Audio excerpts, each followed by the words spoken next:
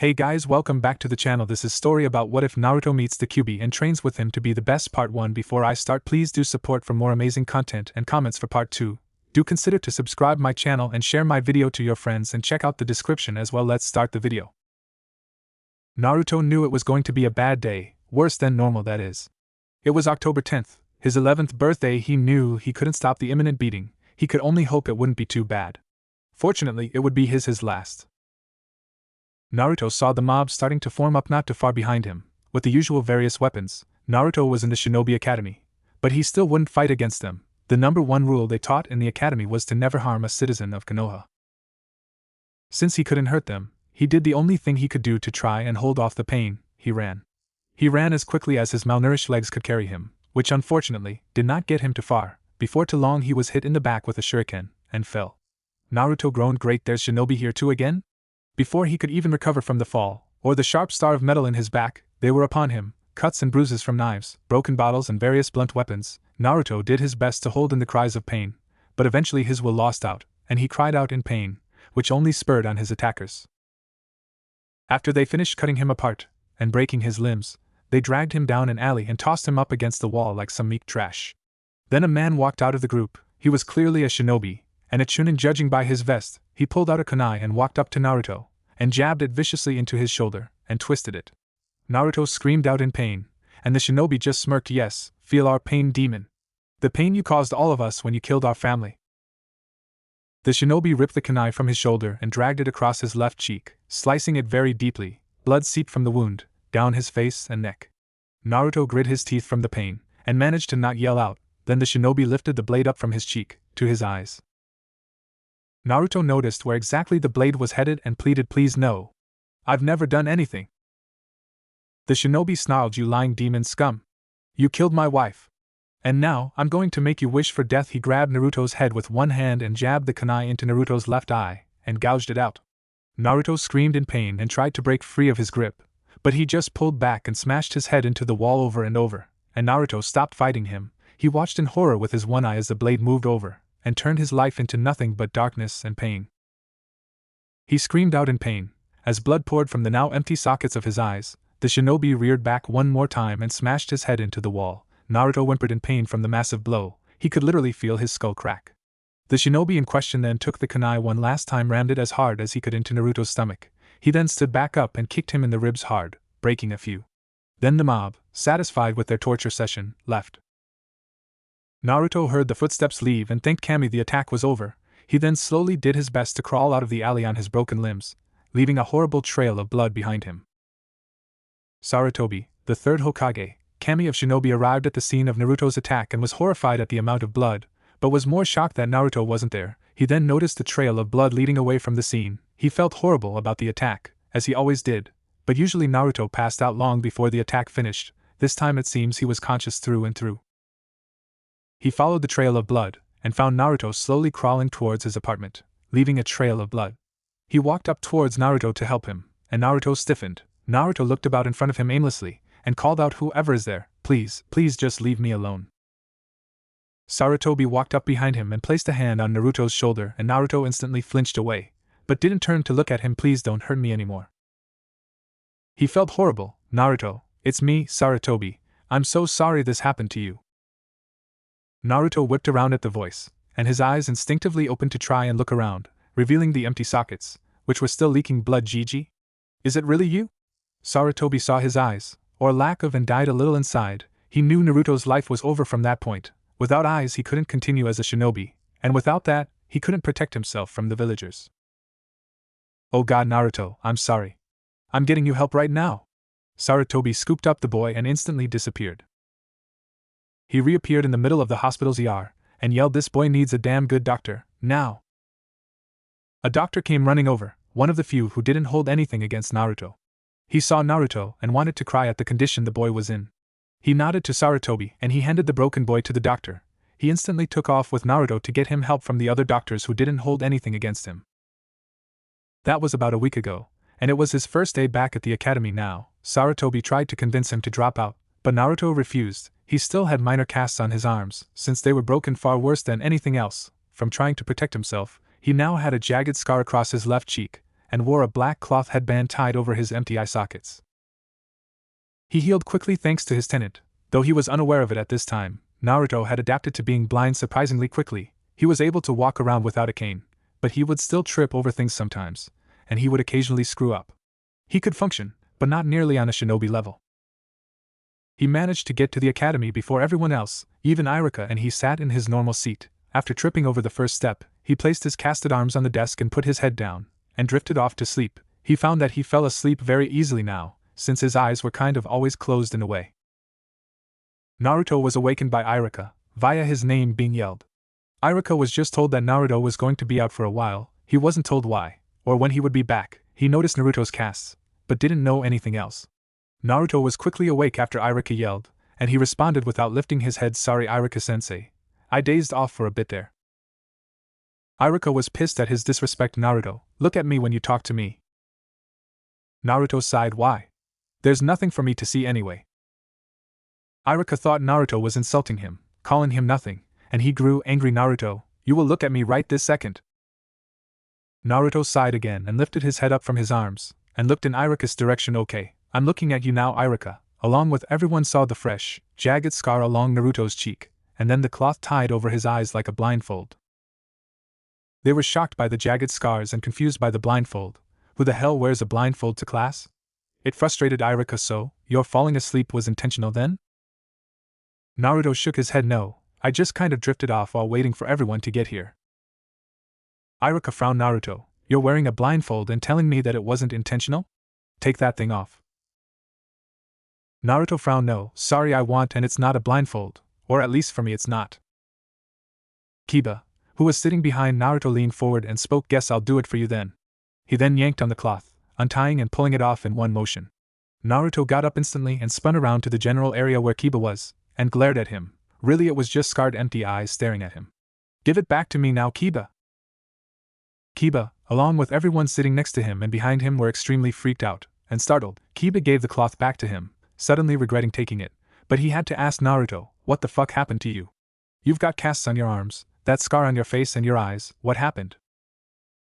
Naruto turned around and sat back in his seat, allowing everyone else to see what Kiba saw, the empty scarred sockets of Naruto's eyes. Naruto fumbled for a minute with his casts, but managed to tie it back in place, and decided to answer. He first sighed. "Last week was my birthday."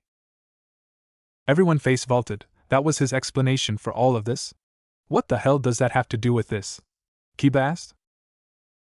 Naruto sighed. "My life is not the same as yours. My birthday is the worst day of the year, and on every birthday, mobs of villagers and shinobi come and torture me for a few hours. This was one of the worst ones I can remember though. First they broke all my limbs, and cut me all over, then they dragged me into an alley and smashed me into a wall. Then some shinobi came forward and slashed my cheek, and smashed my head into the wall until my skull cracked. Then he gouged out my eyes with a kunai, then he stabbed me in the stomach with the kunai, and they left me there. After a while the Hokage found me and brought me to the hospital." Everyone in the room suddenly felt very horrible. He was only 11. Villagers did that? And shinobi? Kiba yelled. Naruto sighed. "Yeah, they do it all the time, it's just worse on my birthday." They were all furious. They torture and blind him, and he treats it like it's another day in the life. In reality, Naruto was extremely shaken up from the whole incident. He was always thinking about how that guy was a shinobi, and how there have been plenty of shinobi present for the attacks. If they could attack a citizen in cold blood, why couldn't he attack one to defend himself? It wouldn't take much to push Naruto over the edge, and it wouldn't take long. Naruto managed to get through the day. He wasn't too bad off in the academy. The only thing he couldn't do is target practice. He could still practice taijutsu and learn, so it wasn't so bad. That night Naruto drifted off into familiar nothingness in his bed, but this time he was suddenly very wet. He opened his eyes, and he could see. Naruto jumped up, then realized he was just in his mind. He'd been here before when he was knocked out, but he never came across anything. This time there was a red glow coming from the doorway in the room he was in. He figured he might as well enjoy the time of sight while he could, so he followed the light out of the room. He followed the light, as it slowly grew in intensity through the twisting and turning halls. Eventually the path turned into a huge open room. At the far end of the room was a gigantic cage door, with a tiny piece of paper on it. Naruto walked up closer to the cage and was finally able to read the paper. It had the kanji 4 seal on it. Naruto was standing before the giant cage, marveling at its size, when suddenly 2 red slitted eyes snapped open and looked at him. Naruto jumped back from the cage, and a second later a vicious set of teeth appeared, in an evil-looking grin. A moment later the entire head, then body of a fox came into view, complete with 9 tails. Naruto was beyond surprised. Why was the 9-tailed fox sealed in his mind? Then somehow everything slammed into place all at once. They called him demon because he had one inside him. They tortured him because of what the Kyuubi did to their families. Naruto was overwhelmed with shock and fell on his backside in the ankle-deep water, and the fox spoke. Naruto was further shocked. You can talk? A single claw slipped between the bars, and knocked Naruto upside the head. I just greeted you, and you ask if I can speak. Honestly, kid, that was stupid. Naruto rubbed his head and glared at the fox. Alright, what do you want then? Kyuubi's smirk turned into a frown. I want to help. I want you to become powerful, and to make a name for us, but I also want you to get revenge. Naruto frowned. Revenge? It's forbidden to harm a citizen of Konoha, and it's a little late for you to want a name for us. I'm blind. Our career ended before it began. Kyuubi scoffed at the boy. Tell me, are you a citizen of Konoha? Naruto nodded. Yet they have no problems with torturing you. They do something far worse than just hurt or kill you. They torture you, and they receive no repercussions. Now tell me, why can't you do the same thing in defense? If you asked me, you should do it. Kill anyone who threatens or attacks you. Fuck the repercussions. That did it. It pushed Naruto over the edge. All he needed was someone to back him up. Yeah. But I'm blind now. Even before then I was clumsy, and my chakra control sucked. Kyuubi's smirk returned. It doesn't have to stay that way. If you alter the seal, it would increase the control I can have over your body. I could make you completely new, better eyes. I could even make your body faster, stronger, better. I could even train you to become a feared and powerful being. Naruto was overjoyed with the idea of seeing again, but there had to be a catch. What's the catch? Why would such a powerful being like yourself be willing to help me out? Your prison no less? Kyuubi's smirk widened. You're quicker than they give you credit for, kid. Firstly, by altering the seal I will have more control over your body like I said, so if you wanted you could let me roam about a little every once in a while, plus I'll be able to see, hear, and feel everything you do, so it will make life a lot better for me. Plus, I owe it to ya. You've been tortured for 11 years now. It's time for me to help you out. It's my fault you're being assaulted anyway. In a manner or so, rent is due. Naruto chuckled at the reference to his mind being an apartment, and nodded. Fine, you got yourself a deal, Kyuubi. I accept. I'll make the bastard villagers, and anyone else who tries to hurt me pay. Now how do I go about modifying the seal? Kyuubi nodded. You're right down to business, aren't ya? Okay, then I like that. All you have to do is go up to that there seal, and rip off the bottom half. Naruto nodded. Sounds easy enough. Make me powerful, Kyuubi. Naruto reached up to the seal, and held down half and ripped off the bottom. He suddenly felt an intense wave of pain and screamed out and faded from the mindscape. Right as he started to fade, Kyuubi spoke. Sorry, kid. This is going to hurt a lot, but it will be worth it. Out in the real world, a swirl of yokai enveloped Naruto in his bed. It was extremely concentrated though, so it didn't set off any warning bells to any shinobi. Throughout the night horrible noises came from Naruto's apartment as his body was literally ripped apart and made stronger, faster, better. His nervous system was fried away by the chakra and replaced by a much faster acting one, and one much more tolerable to pain. It was still sensitive beyond all bounds, but Kyuubi managed to make just the pain receptors weak. His bones were all shattered and completely reconstructed, many times stronger and more flexible, and certain bones and joints were created entirely differently to allow different range of motion. That way Naruto could use Kyuubi's extremely feral fighting style. His skin was thickened and reinforced. New eyes formed in the sockets of the old, re-establishing connection to his optic nerve, which was also improved for better faster signal transition and quicker reaction time. Every muscle and cell in his body was completely recreated, stronger, faster, better, and more efficient. In the end of the change, Naruto was completely different. He no longer was a skinny dwarf. Kyuubi felt like skipping a few years in his production phase and remodeled his body to a more adult situation. Naruto now looked like he was about 16. He stood much taller than he used to, over 5 feet 11 inches. Rippling beneath his skin were extremely powerful muscles, ready to tear any and everything to pieces. His fingernails were replaced with razor-sharp claws, and his canines were longer and sharper, poised to easily rend flesh from bodies. They were no longer canines. No, these were fangs. Finally his eyes, newly refurbished, were still the same shade of blue, but were slitted now to provide much better vision. They also held an actual glow to them, like they would glow blue in a dark room. Naruto pushed himself up off of his bed, and nearly thrust himself into the wall. He groaned from the night of pain, and he talked to himself. I am so going to kick that fox's ass. Hey! I heard that. Naruto was shocked. What, you can hear me now? Side effect, we can talk all the time now. Now just think your words. If you talk to yourself, people will think you're even crazier. So, what do you think of the changes? Naruto flexed his muscles and did a couple little test jumps. I like them a lot. You were right, it was worth the pain, still hurt like a bitch though.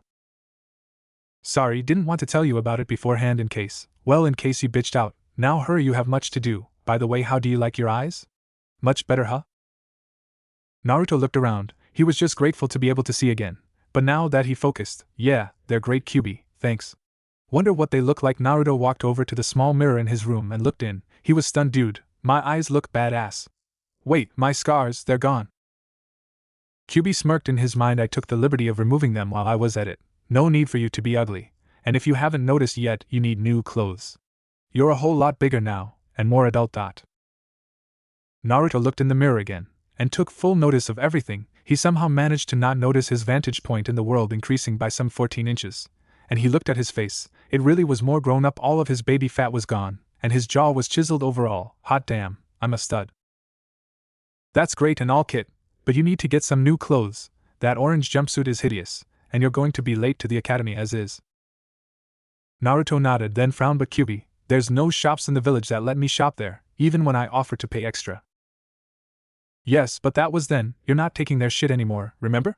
If they tried to stop you, just take the stuff and leave. Now get going. Naruto nodded and threw on his, now much too small jumpsuit and headed out on the town with his wallet, which was pretty packed. Since no one let him buy clothes, or any good food, the support money from the Hokage just piled up on him. Naruto ran across the entire town, jumping from roof to roof and sprinting the whole way. He arrived at the shopping district in no time flat, and wasn't even the slightest bit winded. I love this new body. He jumped down to the best store for shinobis, one of the stores that hated him the most and never let him shop there. Naruto walked up towards the store. The owner ran over to close and lock the door, but right as he got to the door, Naruto slammed the door open in the man's face, sending him back a few feet on his ass. You got some nice gear in here. I'm gonna shop around. Hope you don't mind. The man got up from the floor and stormed over to Naruto, who was now taller than the man. I don't know what changed you, demon, but you're still not welcomed here. Get the hell out of my shop. Naruto smirked and looked the man right in the eyes, with his own blue, slitted, and glowing ones, making the man shiver. Make me. I'm a paying customer. You have no reason to refuse me, and if it's because of what I am, then it's discrimination, and I'll have your shop closed in a week. The man, outfoxed in his own game, stormed off to fume. Naruto smirked. I think I can get used to being mean. It's so fun. He walked through the store, picking out all the clothes and gear he wanted. He made sure to keep track of all the price tags. He was just going to leave enough money, no need to deal with the dick shop owner. Naruto finished finding all the stuff he wanted/needed and counted up all he owed. He fished out enough money. He put the money on the counter and called to the shop owner. Thanks for the stuff, old man. Money's on the counter. Nice doing business with ya. I'll definitely be back. Naruto threw all of his new stuff into some bags and headed to his apartment quick to set up everything, get dressed and get everything set. Naruto finished preparing everything and looked himself over in the little mirror. Nice was his simple, but very effective and to the point response to his new look.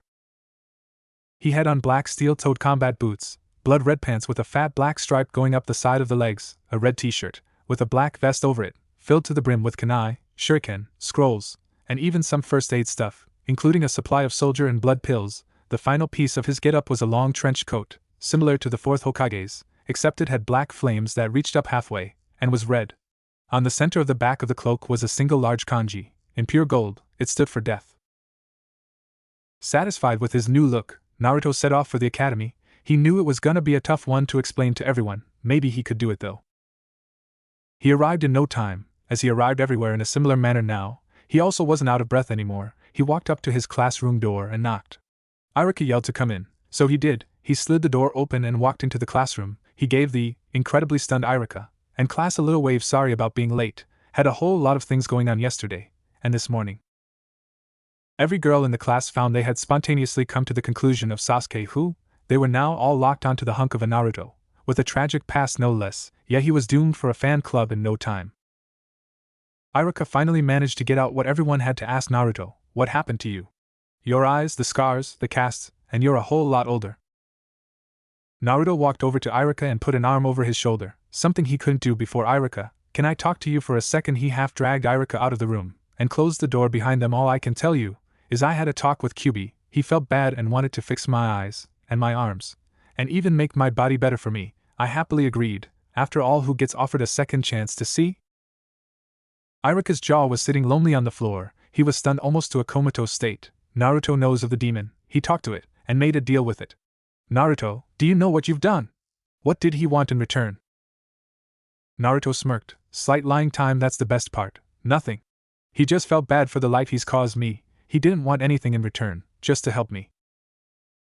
Iruka sighed. At least the demon wasn't trying to get free or anything like that. Well, this is still going to be hard to explain to the class. How do you want to do it?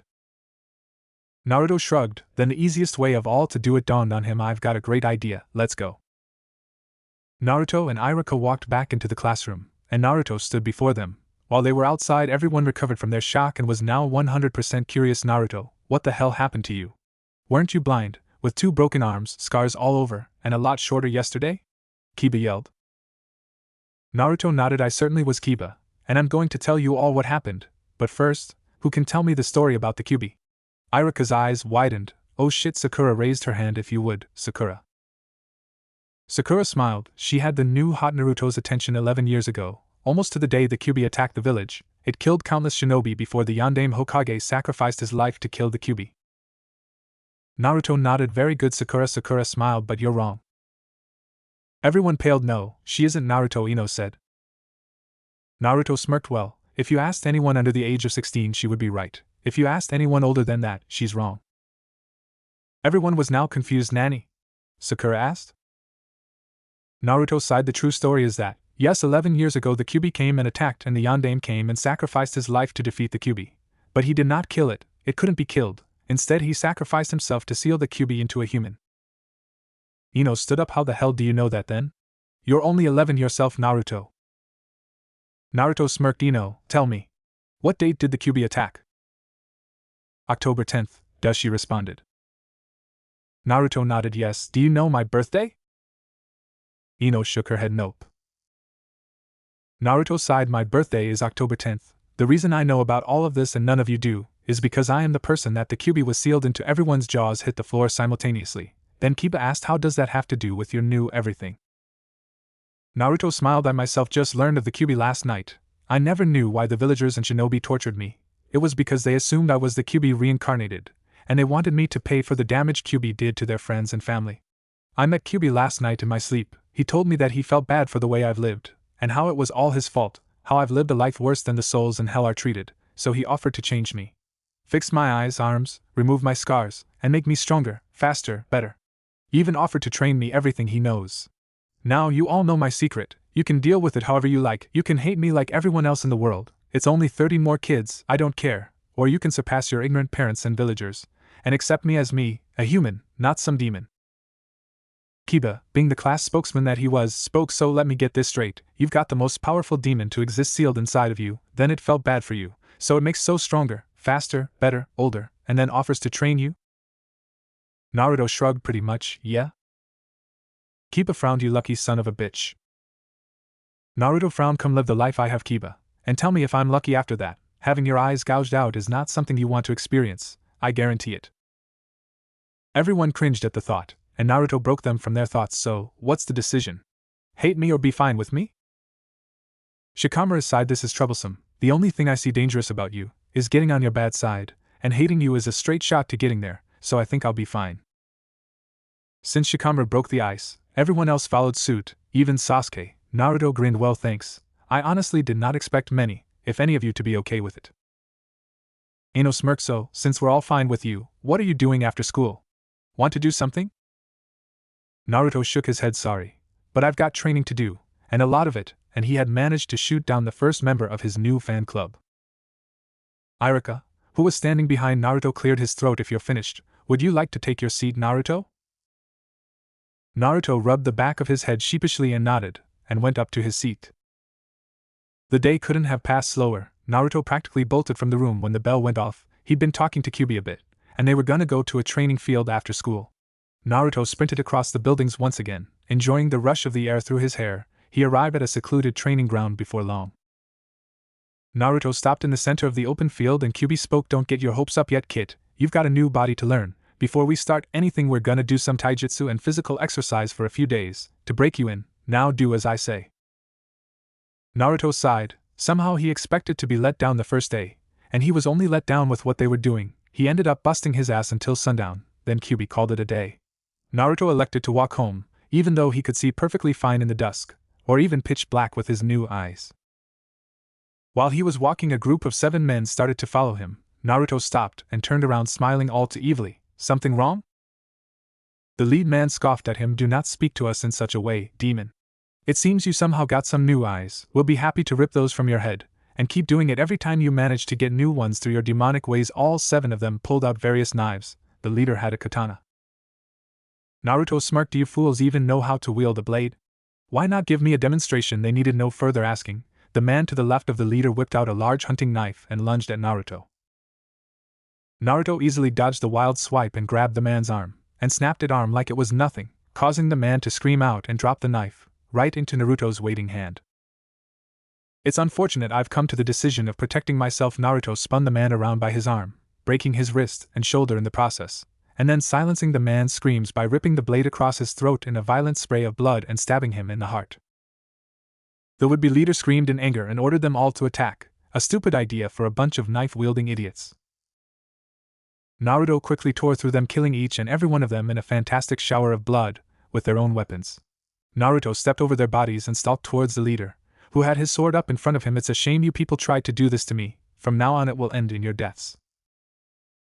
The leader lunged at him in anger, and tried to impale him. Naruto sighed at his sloppy tactics and slapped the blade away by the flat side. He then snatched the man's wrist, turned the sword until his wrist snapped, and turned the blade on its user and rammed it home through his stomach with a sick squelching noise as the blade ripped through his intestines and out his back with a spurt of blood. The man gasped in pain and looked down at the blade, with his hand and broken wrist still holding it, impaled through him. Naruto smirked and pulled a kunai from his pouch. Since you were the leader, I'll grace you with the use of a weapon. Naruto used his kunai to cut into man, deeply and violently until he bled out and died. Naruto sighed at the pathetic attempt on his life. He realized how weak the people he let beat on him for so long were. He left their still bleeding bodies in the middle of the street to stew in their own blood, with their own blades all rammed through vital spots on them. Naruto went home and fell asleep to have the best night's sleep he ever had. He had finally delivered some justice to the ignorant fools, and he would be glad to keep doing it, for as long as it took to instill the knowledge that their influence on him was over. Naruto woke up the next morning and got dressed quickly and went through his food supply. Not like there was anything but ramen, and Kyuubi was putting a stop to that as well. That's it, kid. After the academy, same deal as the clothes, we're gonna get you some better food. You can't survive on ramen. Naruto nodded. Alright, sounds good anyway. I'm kind of sick of ramen, to be honest. Sure, it's not bad, and the Ichirakas make the best in the village, but you just can't eat it every day and keep loving it. Naruto finished getting ready and headed to the academy. He was early this time, which pleased Irika. He didn't even fall asleep while waiting this time. In fact, he looked pretty damn happy, and Irika noticed it, and made note to ask. Naruto, you seem pretty happy today. Did something happen? He asked during lunch. Naruto nodded and grinned. Yeah, last night after I finished training, 7 villagers decided to torture me, and rip out my new eyes, and well, I'm sure you heard about the bodies found this morning. Irika was shocked. He had indeed heard about the 7 dead men found earlier that morning, all killed with their own weapons, except one, who was covered in deep cuts, and run through with his own sword. It was a rather vicious scene. The entire scene was literally bathed in blood. All 7 bodies had completely bled out. It was a sight that was difficult for even some of the shinobi to stomach, and here was Naruto, completely confessing that he did it, and smiling the whole way. You did that, Naruto? Why are you smiling about it? Irika was concerned. Generally people felt awful after their first kill, but this was a slaughtering. A disturbingly evil grin crawled across Naruto's face. Yeah, it was me. I'm smiling because I've never felt better in my entire life. I'm able to give them payback for everything they've done to me. From now on, everyone who tries to attack me, or calls me a demon, dies, or gets a wonderful scare. There was an evil glint in Naruto's eyes the whole time he spoke, and it deeply saddened Irika. So that's what happened. The Kyuubi twisted him in his weakened state after the attack last week, and was able to change him. The Naruto I know would never hurt, let alone kill a villager or shinobi. Irika looked down. Oh. The day passed without incident, and at the end of the class, Irika was actually the first person to leave before any of the kids. I have to speak to Hokage-sama. He arrived at the Hokage's office and knocked loudly. Sarutobi yelled for him to come in, and he opened the door and walked in. Sarutobi saw Irika step through the door and smiled. Ah, Irika, it's good to see you. I was actually meaning to talk to you about Naruto. How is he doing?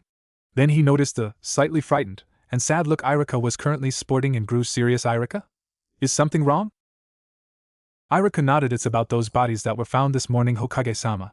I know who killed them. Sarutobi's eyes widened. There had been no physical evidence found at the scene that led to anyone, so anything was useful. Who killed them? Irika looked incredibly sad that he had to say the name, but he must. Naruto, he admitted it to me today in class. Sarutobi was shocked. You're saying Naruto did it? Are you aware that he's blind with 2 broken arms? Irika frowned. Have you not seen him? He's made some kind of deal with the Kyuubi. The Kyuubi changed him, made him stronger, faster, fixed his eyes, scars, and arms, even made him taller and older, and Kyuubi seems to have twisted Naruto's mind while he was weakened from the attack. He's come to the decision that he's going to torture or kill everyone who tries to attack him, as punishment for everything he's been put through. Sarutobi's eyes widened at the mention of the Kyuubi, and that Naruto knew of it. Then he suddenly seemed much more relaxed and at peace with the second revelation that he was now dead set to slaughter those that wrong him, and it bothered Irika. Hokage-sama, did you hear what I said? Naruto is dead set to slaughter villagers who show ill will to him. Sarutobi nodded. I heard you perfectly, Irika-san. While this deal with the Kyuubi business alarms me, I'm actually happy for the boy to have come to the decision to protect himself. Maybe now if he starts to kill off all of his attackers and adversaries, the ignorant fools will stop trying to attack him. Irika was completely surprised. He never thought of it like that, but he was still nervous about what might happen to him. But what about Naruto, and his mental stability? Sarutobi adopted a face of stone. While I can't believe I'm saying this, what the Kyuubi has done to for Naruto might not be bad.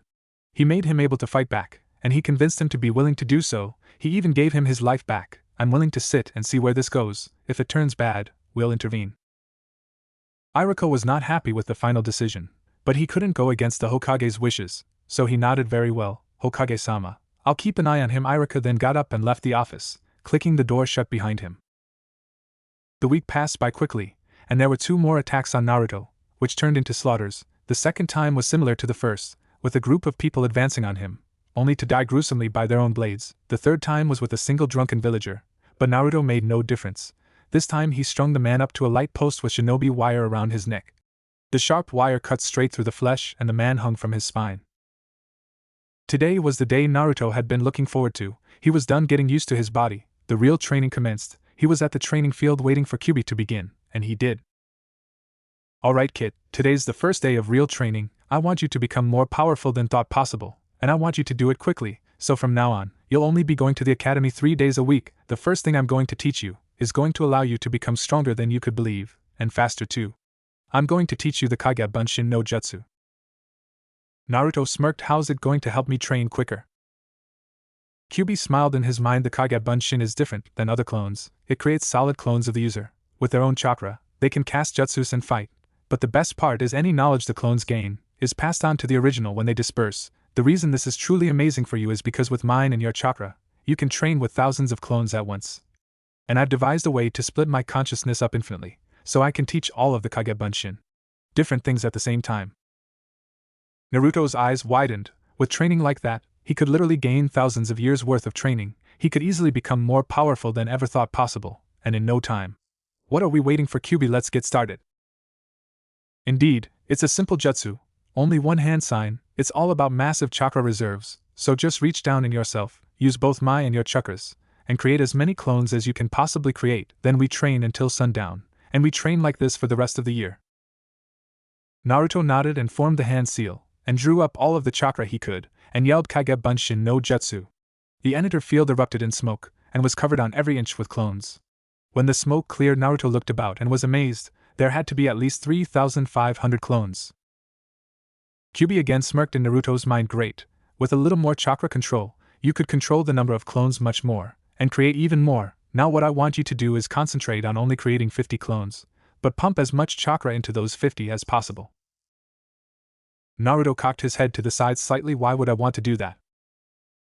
Because if you focus more chakra into them, they last longer, can take more hits, and have more chakra to use. Naruto nodded. Okay, but why am I doing this right now? There is one downside to this training method. Even though you gain thousands of years of training, you gain no real-world experience, fighting with other people, sparring. getting ambushed and attacked in real-world situations. I'm going to remedy that with these super clones, for now since you are the only person on Earth who could do something like this, we'll call them Oni Bunshin. Naruto, again nodded right, that's cool, but how is this going to help me gain experience? Kyuubi broke into a manic laugh. I'm so glad you asked. You see, I'm going to leave you for a while. I'm going to take over one of these Oni Bunshin, and give him far more chakra than the others, so he can take many hits, last for months of time, and can use as many techniques as I want. Then I'm going to take command of these 50 Bunshin and teach them tactics and strategies, then, hee. We're going to hunt you. Naruto's eyes widened. Excuse me? We're going to hunt you. We will be using advanced strategies and will be attacking you at random throughout the village while you go about your life. Genjutsu, ninjutsu, taijutsu. Everything is in play, full-fledged all-out attacks, and we will strike anywhere, at any time, might even happen at the academy sometimes. That'll surely give everyone a good show. Think of it as having your own personal army of chunins, led by a jounin, all stalking you through the village. Oh, and don't worry, they'll all be hinged. Naruto smirked. Well, that certainly is the most badass training I've ever heard of. Let's do it! Naruto focused as much chakra as he could into just 50 clones, and they all poofed into existence away from the group of weaker clones. Kyuubi instantly leaped from Naruto's mind into the body of the closest Oni Bunshin. It instantly performed a henge and changed from Naruto into a man, who looked to be in his late 20s, with blood-red hair and glowing red slit eyes. His clothes were almost the same as Naruto's, except they were all straight blood red, and on the back of the trench coat was a kanji for Kyuubi instead of death. Kyuubi turned to face Naruto and grinned. Feels good to breathe air again. Keep an eye behind you at all times, Naruto. Have fun. The regular clones are already all training with portions of my consciousness, so you can go do whatever. The clones will take care of everything else. Kyuubi turned back to the Oni Bunshins, and they all saluted him. Then the group disappeared off into the distance. Naruto turned back to the regular clones, and sure enough, every single one of them was doing something, ranging from taijutsu stances to sitting and seemingly meditating, and even a few were going through hand seals for jutsus. Naruto sighed. Well, it's the best training ever, but now I got nothing to do. Guess I'll just go home and catch up on lost sleep. He probably won't have the clones ready to fight for a day or two anyway. Naruto shrugged off any worries and headed towards his apartment. To his surprise, he passed out right as he hit the mattress. He wasn't used to using so much chakra at once, and he wore himself out quicker than he thought. A few more days passed, and every morning Naruto would go out to the training ground and recreate the huge number of clones, which would automatically start training. It had now been 4 days, and it was his 3rd day in the academy since he started training. He was going every other day, Monday, Wednesday, Friday. Today was Friday, and he was hoping Kyuubi wouldn't make his move today while he was at the academy, but he had a feeling Kyuubi wanted to make a show out of it. Naruto went through his morning routine of getting dressed, eating food, and going out to the field to recreate all of the clones. He had already learned an incredibly large amount from all his clones. He learned dozens of jutsus. He had already made great progress with Kyuubi's feral fighting style. He even learned a whole lot about history in general, shinobi, the world, everything. It seemed a multi-thousand-year-old demon had a lot more info than a textbook. They had all come back from lunch, and Naruto was grateful that Kyuubi hadn't attacked, and he was hoping he wouldn't, but his wishes were dashed completely. As soon as he sat back in his seat, he felt like someone was watching him. He knew it could only mean one thing. Ah shit, here they come, he said. His statement caught pretty much every person in the room off guard, and Iruka asked Naruto what's going on. First, you only show up every other day. Who's coming? Before Naruto could even answer, they appeared. 8 Oni Bunshins appeared in the front of the room in a big burst of flames, and they instantly all unleashed a volley of kunai and shuriken precisely at Naruto, as to not hit anyone else. Naruto's eyes widened and he jumped up out of his seat and backflipped up through the air, the kunai and shuriken all embedded straight into his chair, where his chest was a half second ago. Naruto growled as he flipped through the air. He flew back at the wall and landed with his feet against the wall, and he instantly rocketed off like a missile at the clone on the far left. He was hinged into a Kumo shinobi. Naruto slammed into the clone and knocked it into the wall. He grabbed it in a headlock before it could react, and Naruto threw it out the classroom door, or rather through the classroom door. Naruto turned back to the class quickly. Sorry for the interruption. I'll be back as soon as I can. If they don't kill me, honestly, this is more than I expected. Naruto dove out the door after the clone, and the other 7 clones, who were also hinged into various shinobi, darted after him. The class all looked between each other, before piling out the door after them, including Iruka. They all ran outside and came across Naruto, surrounded by over 10 shinobi. All had chunin vests, but were from different villages. Naruto looked between the shinobi and growled. The big man himself didn't even come with. I'm just going to kick all your asses. I'm beyond you now. Suddenly Kyuubi himself appeared, with his fist lodged in Naruto's stomach. The blow sent Naruto flying backwards, through the group of shinobi, who separated for the blow. Naruto sailed across the yard and smashed into the wall of the school building, smashing in the wall from the impact. Kyuubi smirked at Naruto. Come on. You shouldn't have asked for me to show up. You're good, but not at my level yet. Naruto dropped from the wall and shook off the impact, and cracked his neck. You're so going down, Kyuubi. Along with all of your minions. Naruto's revelation of who was attacking him suddenly made the whole class frightened. He's fighting the Kyuubi. What the fuck is going on? Naruto leaned down a bit, and brought his hands into his now favorite seal Oni Bunshin no Jutsu. Naruto plowed all the chakra he could into the 15 clones he created, which ended up with 15 clones with about Jounin level chakra. He along with the 15 clones dropped down onto all fours and growled at the group, and Naruto spoke, let's kick some ass. All 15 clones, and Naruto tore ass across the yard. They crossed the distance between them in no time. 10 of the clones each went to face off with the other Oni Bunshins, and the remaining 5 assisted Naruto, and any Bunshin that needed help. Naruto lashed out at Kyuubi with a right hook of claws. Kyuubi ducked under the blow, but was caught off guard by the sudden contortion Naruto did and lashed out with his left leg. Naruto caught him with the kick in the left side of the ribs, and he pressed hard with his leg and used the momentum to spin around and lash out with his right foot to Kyuubi's head. Kyuubi saw the kick coming and grabbed Naruto's foot and twisted it. A normal person's bone would have snapped right there, but for Naruto it just threw him off balance and sent him into a spin. He threw out his arms to counterbalance himself and landed on the ground on both feet and one hand. The gathered academy students and teacher were completely astonished by what they were seeing. Naruto was fighting incredibly well against an incredibly powerful opponent, and he was bending and contorting in ways that wanted to make them cringe, and all of his clones were doing similarly in their battles, and were slowly winning with the help of the 5 extra clones. Naruto growled at Kyuubi. Well, I should have figured straight up taijutsu would be nearly useless, since you're a master of it, and I'm not even close yet. But I've still got some tricks. Naruto flashed through a set of hand seals and yelled Gogia Dangon no Jutsu. He suddenly spat out 3 balls of water, which flew straight at Kyuubi. Kyuubi smirked and went to dodge the balls. He didn't hear the clone behind him yell Reikidoragon no Jutsu. He also didn't notice the hands that ripped out of the ground and grabbed at his ankles, that is, until it was too late. Kyuubi went to dodge the balls of water, but found he couldn't move his legs. He looked down and saw the pair of hands coming from the ground. Shit. He yelled. He bent back at the waist, to a disturbing angle, and dodged 2 of the balls. The last ball caught him straight in the waist and sent him rocketing backwards, out of the clone in the ground's grip. The ball launched and now soaked Kyuubi straight into the lightning dragon that was racing towards him. Kyuubi suddenly felt millions of volts of electricity course through his body, practically cooking him. The jutsu ended and Kyuubi collapsed to his knees and summoned the remaining clones over to him. They abandoned their fights and grabbed their leader and disappeared in another burst of flames. In the end, Naruto's clones had taken out 6 of the Oni Bunshins.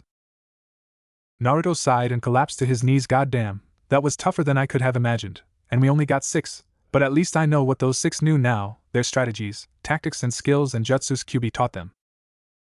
Naruto's Oni Bunshin came over to him and looked at him. Do you want us to help you, master?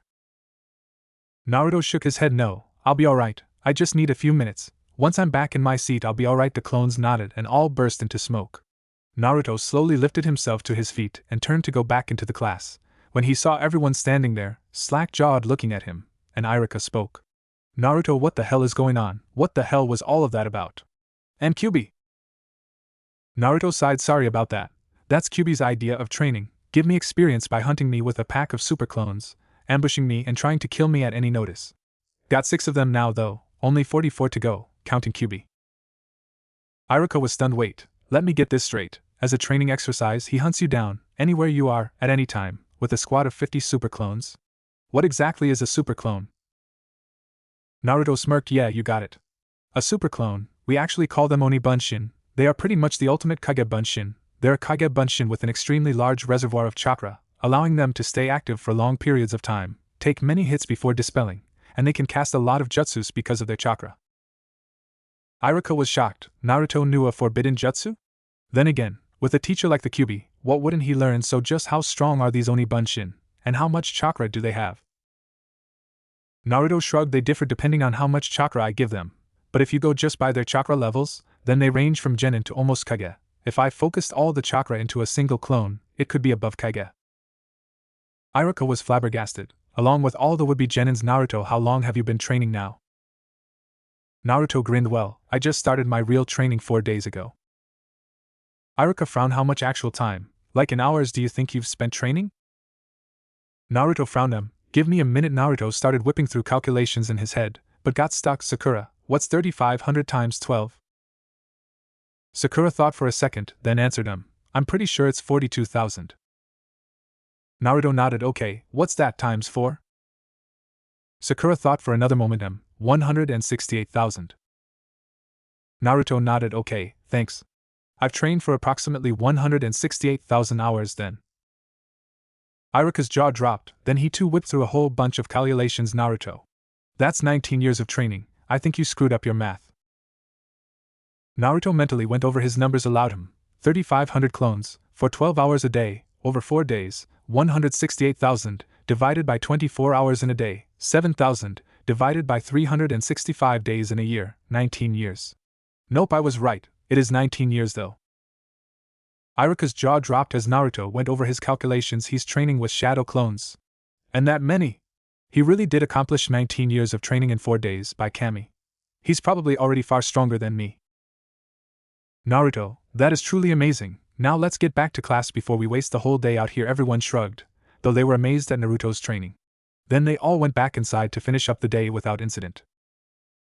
After the day was out, Sarutobi showed up at the school and surveyed the grounds, and Iruka's class's torn-apart door. He stepped inside and Iruka was sitting at his desk, doing some paperwork. He noticed the Hokage and immediately bowed. Hokage-sama.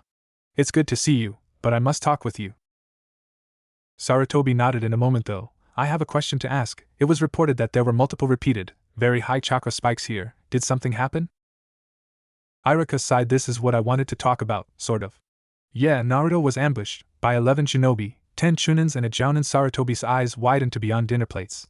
But Iruka interrupted him. But they weren't real, they were clones. It was Naruto's training. He's training with Kyuubi, in some extremely alarming ways. Sarutobi nodded, as if to say continue. Well, the attack, it was orchestrated by the Kyuubi, who attacked Naruto in person. According to Naruto, the training is to give him experience, so Kyuubi commands an army of about 50 super clones called Oni Bunshin, and they stalk and hunt Naruto, and attack and try to kill him at any place or time they see fit. Today Kyuubi and 10 clones attacked him at the school. He was able to incapacitate the Kyuubi, and they retreated. He also defeated 6 clones. He says now there's just 44 to go.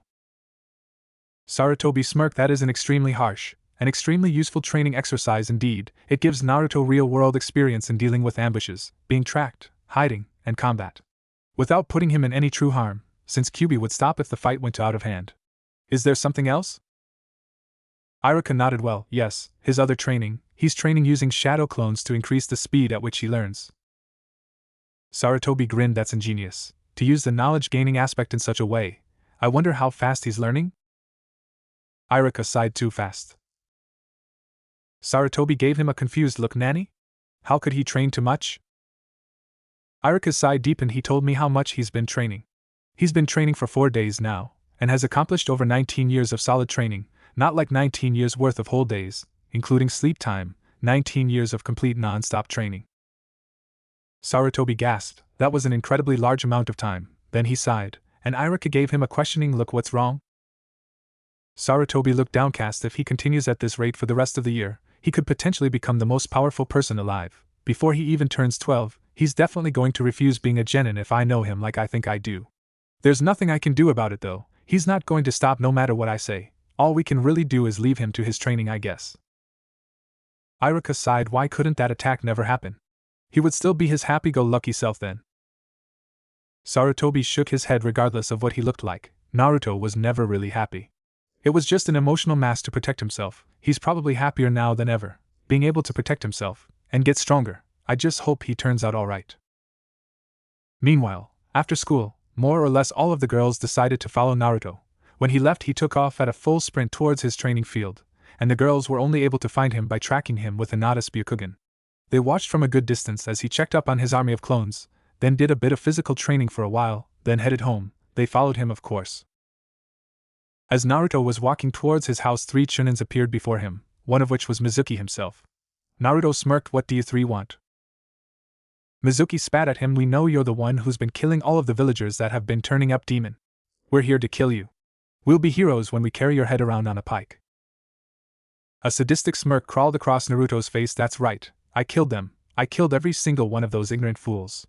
It's the least I could do after they tried to torture me, and now I'm going to kill all of you too, except I think I'll take a little more pleasure in killing 3 chunins. After all, you can defend yourselves maybe. The chunins bared their teeth at him and pulled out kunai. How dare you, you demonic filth! Kill him! Mizuki yelled. The first chunin charged at Naruto with his kunai raised, and Naruto scoffed. Pathetic, your stance is no better than a common villager's, that, or you underestimate me. The chunin slashed out with the kunai. Naruto easily ducked under the blade and spun around and sliced the man's arm open with his claws. The chunin involuntarily dropped his kunai. Naruto snatched it out of the air and brought it up and parted his entire vest with it, without cutting him in the slightest way. Then he slammed the kunai into the man's chest, jumped up and slammed his foot into the handle, cramming the blade all the way through his chest. It was embedded all the way up to the ring of the handle, and was jabbing out of his back. The blade pierced his heart, and the man instantly dropped to the side, dead. Naruto turned to the second chunin. He underestimated me, and he died for it. Come now, and try having some skill about it. The chunin screamed in anger and flashed through a series of hand seals and yelled Katan, Kokkaku no Jutsu. He exhaled and a huge ball of flame erupted from his mouth, and headed towards Naruto, who just smirked and ran through his own series of signs and called out Titan, Tsuchi Seppeiken no Jutsu. A spear of earth shot out of the ground and pierced straight through the jutsu, and into the man behind it. A gurgled scream was heard, and the jutsu died out before it hit Naruto. The fire died and the chunin could be seen, skewered right through the throat, and out the back. Naruto dropped the jutsu, and the body crumpled to the ground as the spike collapsed. Naruto turned his attention to the last man standing. Mizuki-sensei, it's so nice of you to show your true colors. Now let me show you your final ones. Naruto flashed through a set of hand seals and yelled out the name of his technique, Katan, Karya Enden. Naruto exhaled and a dragon of fire burst from his mouth. It took full form and roared straight at Mizuki, who was frozen in fear. The dragon then suddenly stopped right in front on Mizuki, and winked at him of all things, then burst into nothingness.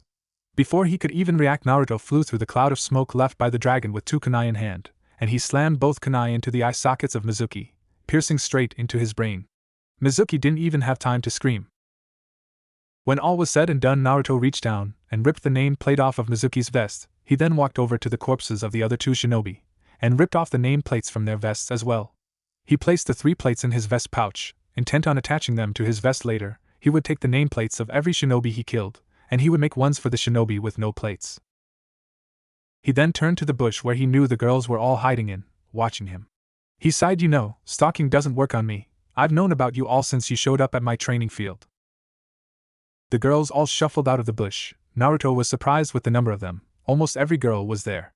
They all looked at Naruto slightly fearfully, and Sakura spoke. And Naruto, you just killed Mizuki-sensei, and 2 other chunin. Naruto shrugged. Yes, so? They came here out of their way to attack and kill me, so I defended myself. That put the girls at some ease. He was right. Was he to be expected to not defend himself if attacked? Sakura had one other question though. You took the name plates from their vests. Why?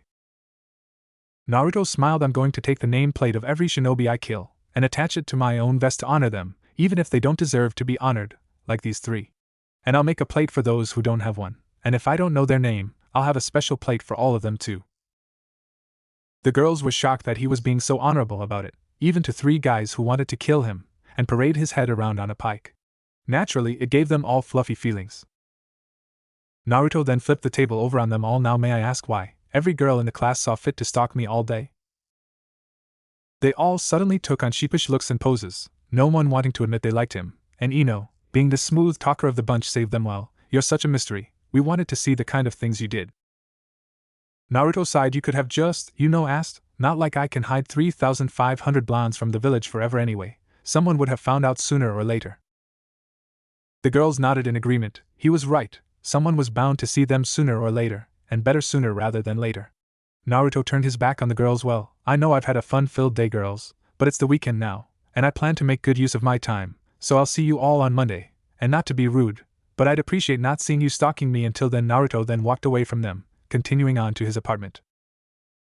Naruto did indeed make good use of the weekend. He managed to attach the 3 nameplates to his vest, and then added 2 more, one which had villagers scratched into it. Under the title it had slash marks in the steel, in the form of tally marks, totaling 14. The second had no title, it just had 5 tiers, one with AK, one with an S, one with AJ, one with AC, and one with AG. Currently only the C tier had any marks, totaling 3. During the weekend he also was engaged by Kyuubi and his men 3 more times, twice on Saturday and once on Sunday. He did much better in those battles since he wasn't in school and could go at it much more violently. Not to mention he knew the tactics Kyuubi had taught the clones. Now Kyuubi was down to only 23 clones, counting himself. Naruto walked in the classroom, purposefully the last person in, to give everyone time to sit, but not quite late. He strutted across the room proudly, displaying the nameplates and record plates on his vest. Of course the plates were noticed and one of the guys asked, "The girls all already know, yo, Naruto, what's with the nameplates on your vest?" And one of them is Mizuki-sensei's. "And what's KSJCG supposed to stand for on that other one? And shit, while we're at it, what the hell is with all the plates?"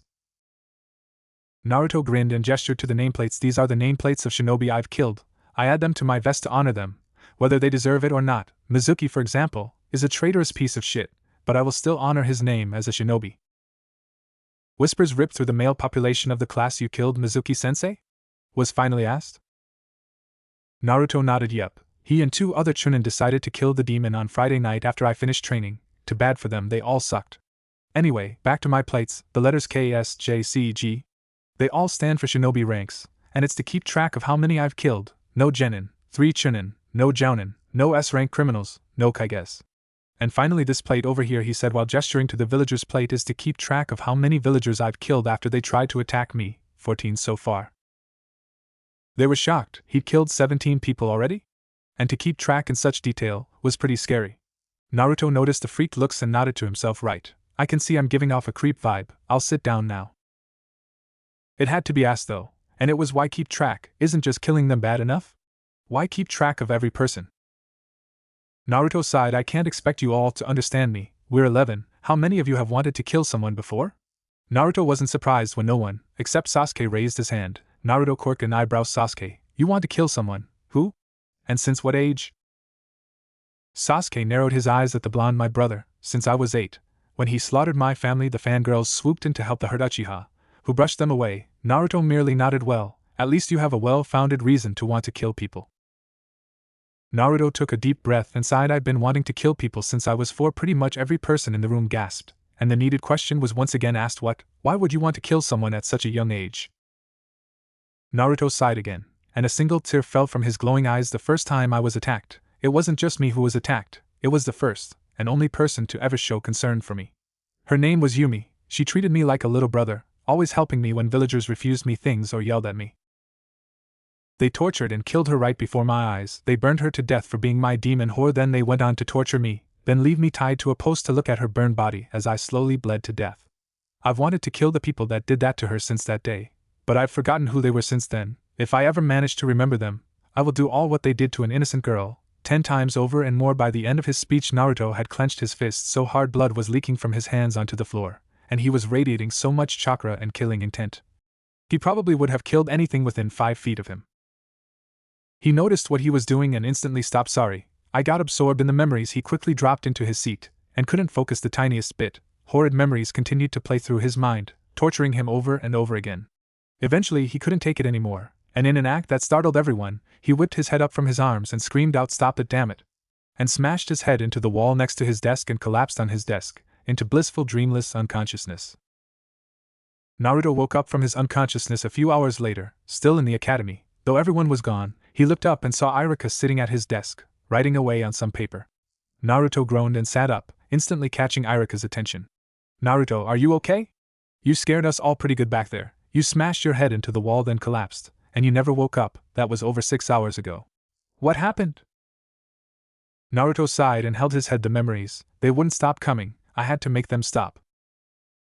Iruka couldn't fathom the kind of nightmares Naruto had to deal with when his memories chose to come out of hiding. "I'm sorry, Naruto. You should go home and get some rest." Naruto nodded and stood up. "Yeah, I guess you're right. Guess I'll see you around then." Iruka nodded and smiled. "See you tomorrow, Naruto." The year flew by in no time flat, and Naruto made progress beyond belief. He ended up defeating Kyuubi and his clones. He did it in one big swoop. He ambushed Kyuubi's ambush, and took out all of the clones and Kyuubi himself. He had made unfathomable progress in his training. It would seem that about 3,500 years of training can do a pretty good amount of help. Naruto continued to get attacked by villagers and shinobi alike for a few more months, before they all realized everyone that attacked him died. Naruto's villager count now topped at 73, and his vest had 7 more shinobi plates, totaling 10. He even got a Jounin. Stupid fool underestimated him like all the rest. It was his last mistake. It was now the final few days of the academy before the graduation exams, and Naruto didn't want to be a genin.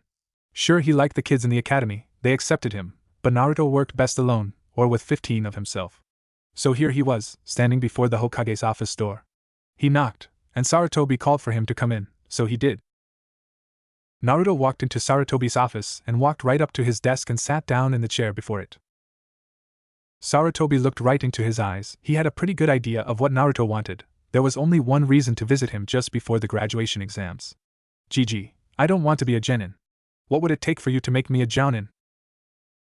Sarutobi rubbed his temples. "Bingo, right on the money, Naruto.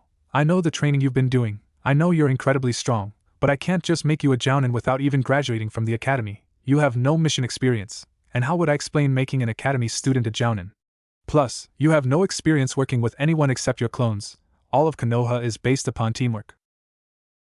Naruto sighed. He knew this would be a challenge. "You explained the promotion quite simply. I'm capable of being a jounin, therefore I am one. I know I don't have any teamwork experience, and I don't really want any. I know it sounds harsh, but I'm far above everyone's level. Working on a team at this point would only horribly hinder me in my skills. As a jounin, I could actually help the village.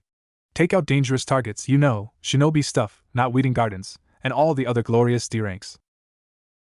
Sarutobi sighed. He certainly was making this difficult. "Naruto, I just can't make you straight into a jounin. The council would have a heart attack. You don't even have any official shinobi experience." Naruto growled slightly. He was going to have to compromise. "Fine, I'll make a deal then. You give me an extremely difficult mission when it appears. For now I'll be a damn genin. If I can complete the mission, you make me a jounin. How's that sound?" Damn. By taking that route, Sarutobi couldn't even say no, and if he showed the capability to complete the mission, then he would have no reason not to promote him. "Fine, when a difficult mission shows up, I'll assign it to you." Naruto nodded and smiled and got up and left, but turned back around right as he got to the door. "Oh, don't put me on the same team as the Uchiha if you want him to stay alive. I swear I'll kill the broody bastard if I'm stuck around him on a team." Sarutobi chuckled and nodded. There was no need for the last Uchiha to die. Naruto left the office and headed out to the Field of Demons, as it had come to be known by the villagers. Naruto had almost died laughing the first time he heard the name they dubbed his training field. He did his usual of run around and see what the clones were all up to, then he did physical training until he was dead exhausted. Naruto spent the last few days until the exams almost the exact same way, just thinking of what the dangerous mission might be that Sarutobi would be sending him on, and he hoped to God he was doing it alone. It was the day of the exams. Naruto was both deathly depressed and incredibly excited, and it annoyed him to no end. He was depressed that he was getting stuck with a couple genins for God knows how long, yet was excited at the same time to see what their true skills might be, and of course to find out what his first real mission would be like. Naruto sat in the classroom, first as always. As it became his custom after a short time, the classroom slowly started to fill with groggy genin woodbess. After a short time everyone was there and Irika started. "You've all done fantastically in your last year here in the academy. You've come so far since you first started, and you've all made me proud. Today's the day for you to finally show what you've learned, and what you're capable of. Today is the final exams. You will each be called one by one to come over into this side room and you will be tested on your skills. Based on how well you perform, you will either pass and get your hatite, or you will fail and will have to take this year over again. I'm proud of all of you. Now show me what you can do. First up, Shino Aburame." Naruto frowned. "Alphabetical order?" Damn, he dropped his head onto his arms and closed his eyes while waiting for his name to be called. It took a while, but it finally came. "Naruto Uzumaki, come take your test." Naruto slowly rose from his seat and smirked. This was going to be so easy. He entered the room and Irika sat at a desk, next to another instructor Naruto didn't recognize. Naruto quirked an eyebrow at the Chunin and Irika answered the unasked question. "He's here as a second set of eyes, to catch anything I may miss, and to stop any possibilities of favoritism or discrimination." Naruto nodded at the Chunin. "Okay, let's get this stupid shit over with." Irika frowned. "What's wrong, Naruto? Aren't you happy to finally be graduating?" Naruto sighed. "Not really, no, not at all.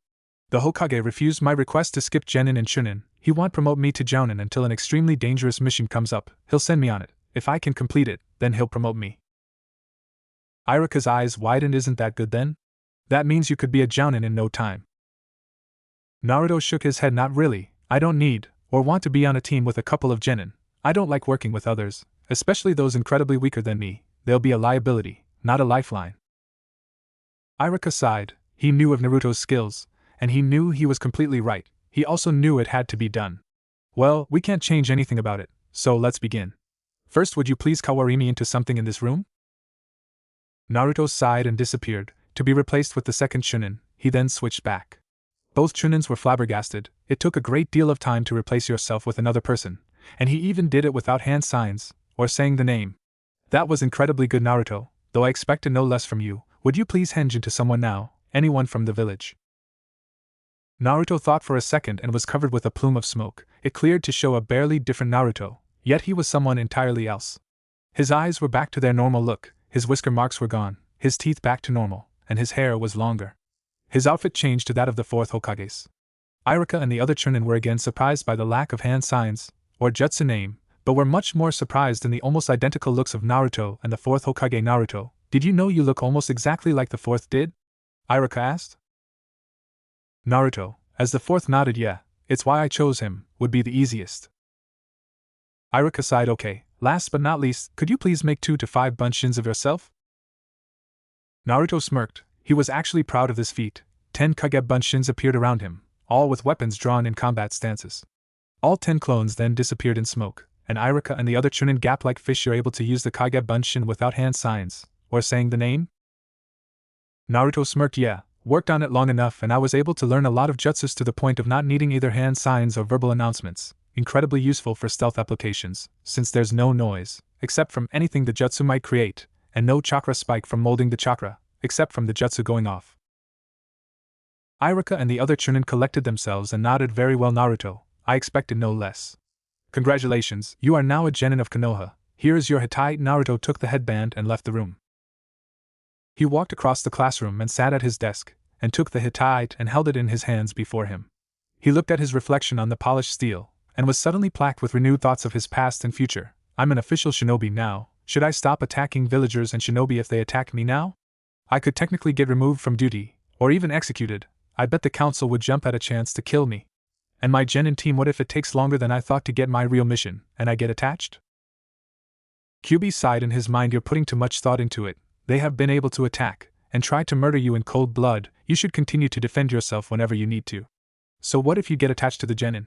Do what you want to, stick around with them for a while. Honestly, you overthink things way too much. Naruto felt the stress lift from him. Somehow, even though they were simplistic, Kyuubi's explanations calmed him down. Maybe it was just the fact that he had contact to someone that did it. Either way, it helped. Naruto took the Hittite and jammed it in his pocket. A moment later, Irika walked back into the classroom, along with the last person to take the test, who was smiling with a Hittite on their forehead. Irika walked to the front of the class and cleared his throat, instantly gathering the attention of all the now genins in the room. Congratulations to you all on passing the test. I will now announce the teams you've all been placed on, and who your Jounin sensei will be. Irika picked up a clipboard from his desk and flipped through a couple pages and stopped. First up we have Team 7, Sakura Haruno, Sasuke Uchiha, and he flipped another page. Shino Abirame.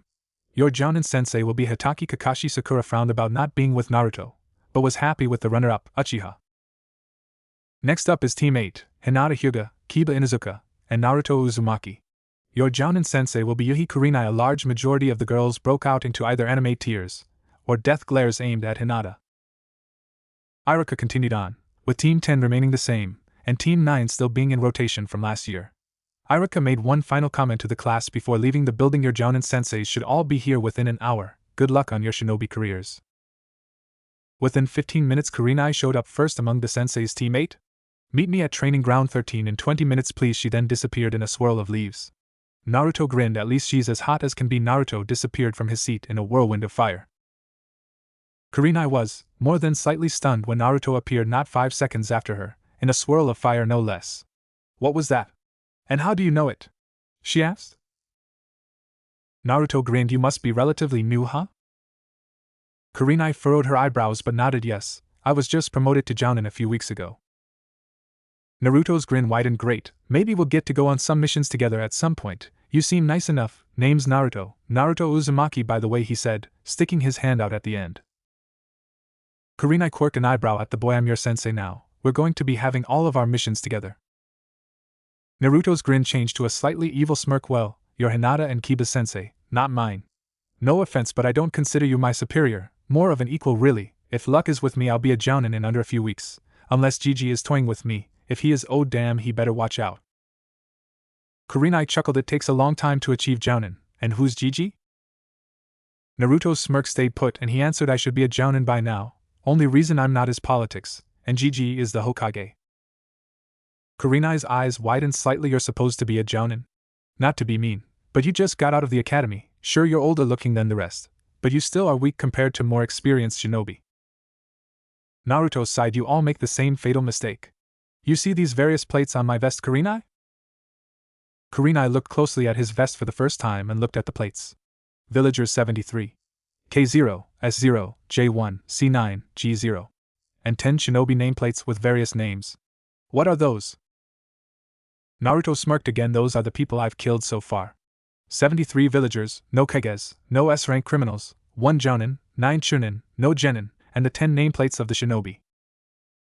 Kurenai's eyes widened and she stifled a gasp. You've killed 83 people from your own village? What's wrong with you? Naruto sighed. Do you know anything about your students yet? Like, for example, who I am? Kurenai looked shameful. Honestly, no. I just found out I was going to be a sensei 2 days ago. I never even got a chance to find out your names. So, who are you? Naruto narrowed his eyes slightly as I said, Naruto Uzumaki, though I'm much more famously known as the Demon Child, Demon Scum, Hellspawn, and the various other creative names. Kurenai's eyes widened. So, you're him. Why did you kill all those people though? What did they do to deserve it? All you do is make them believe their ignorant rumors. Naruto narrowed his eyes. What did they do? The question to ask Kurenai is, what didn't they do to deserve it? Every single person I've killed deserved it, if not more. Kurenai's eyes widened. What exactly did they do to deserve it then? Naruto sighed. Kurenai, your eyes, they're very beautiful, you know. How exactly would you feel if someone slowly gouged out your beautiful eyes with a kunai? Kurenai took an involuntary step back. I would probably die. Why do you ask me this? Naruto narrowed his eyes at the memory. Because I know exactly what I just described to you feels like.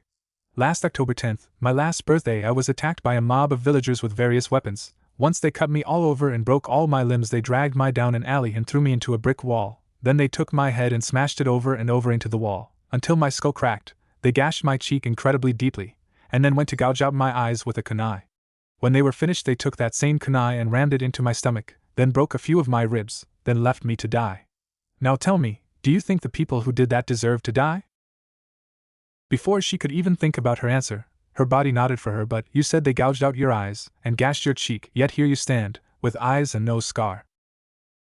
Naruto lifted his head and looked up into the sky. The only reason I'm still a shinobi at all is because I made a deal with the Kyuubi to get back my eyes, and he also made my body as you see it today, bigger, taller, stronger, faster, better. Kurenai was suddenly overwhelmed with pity for him. I am sorry. Naruto growled slightly. Don't pity me. I don't want your pity. Yes, they did horrible things to me my whole life. Yes, it was horrible. Yes, they changed me.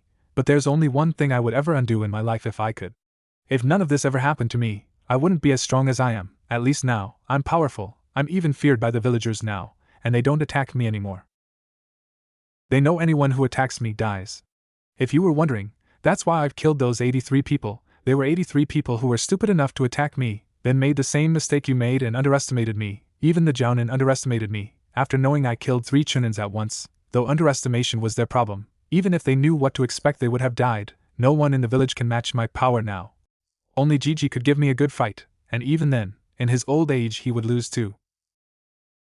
Before Kurenai could comment, Hinata and Kiba showed up, and Kiba yelled at Naruto. Naruto, you didn't have to be a big show-off or nothing. Shit, you could have at least given us a ride. Naruto smirked. A little exercise never did any harm, Kiba. And using my abilities to make life easier isn't showing off, it's living. You use what you learn to make life better, easier. Maybe one day you'll learn something, and you'll know what I mean. Kiba sighed. Yeah, you're probably right. Hey. That was a jab at me.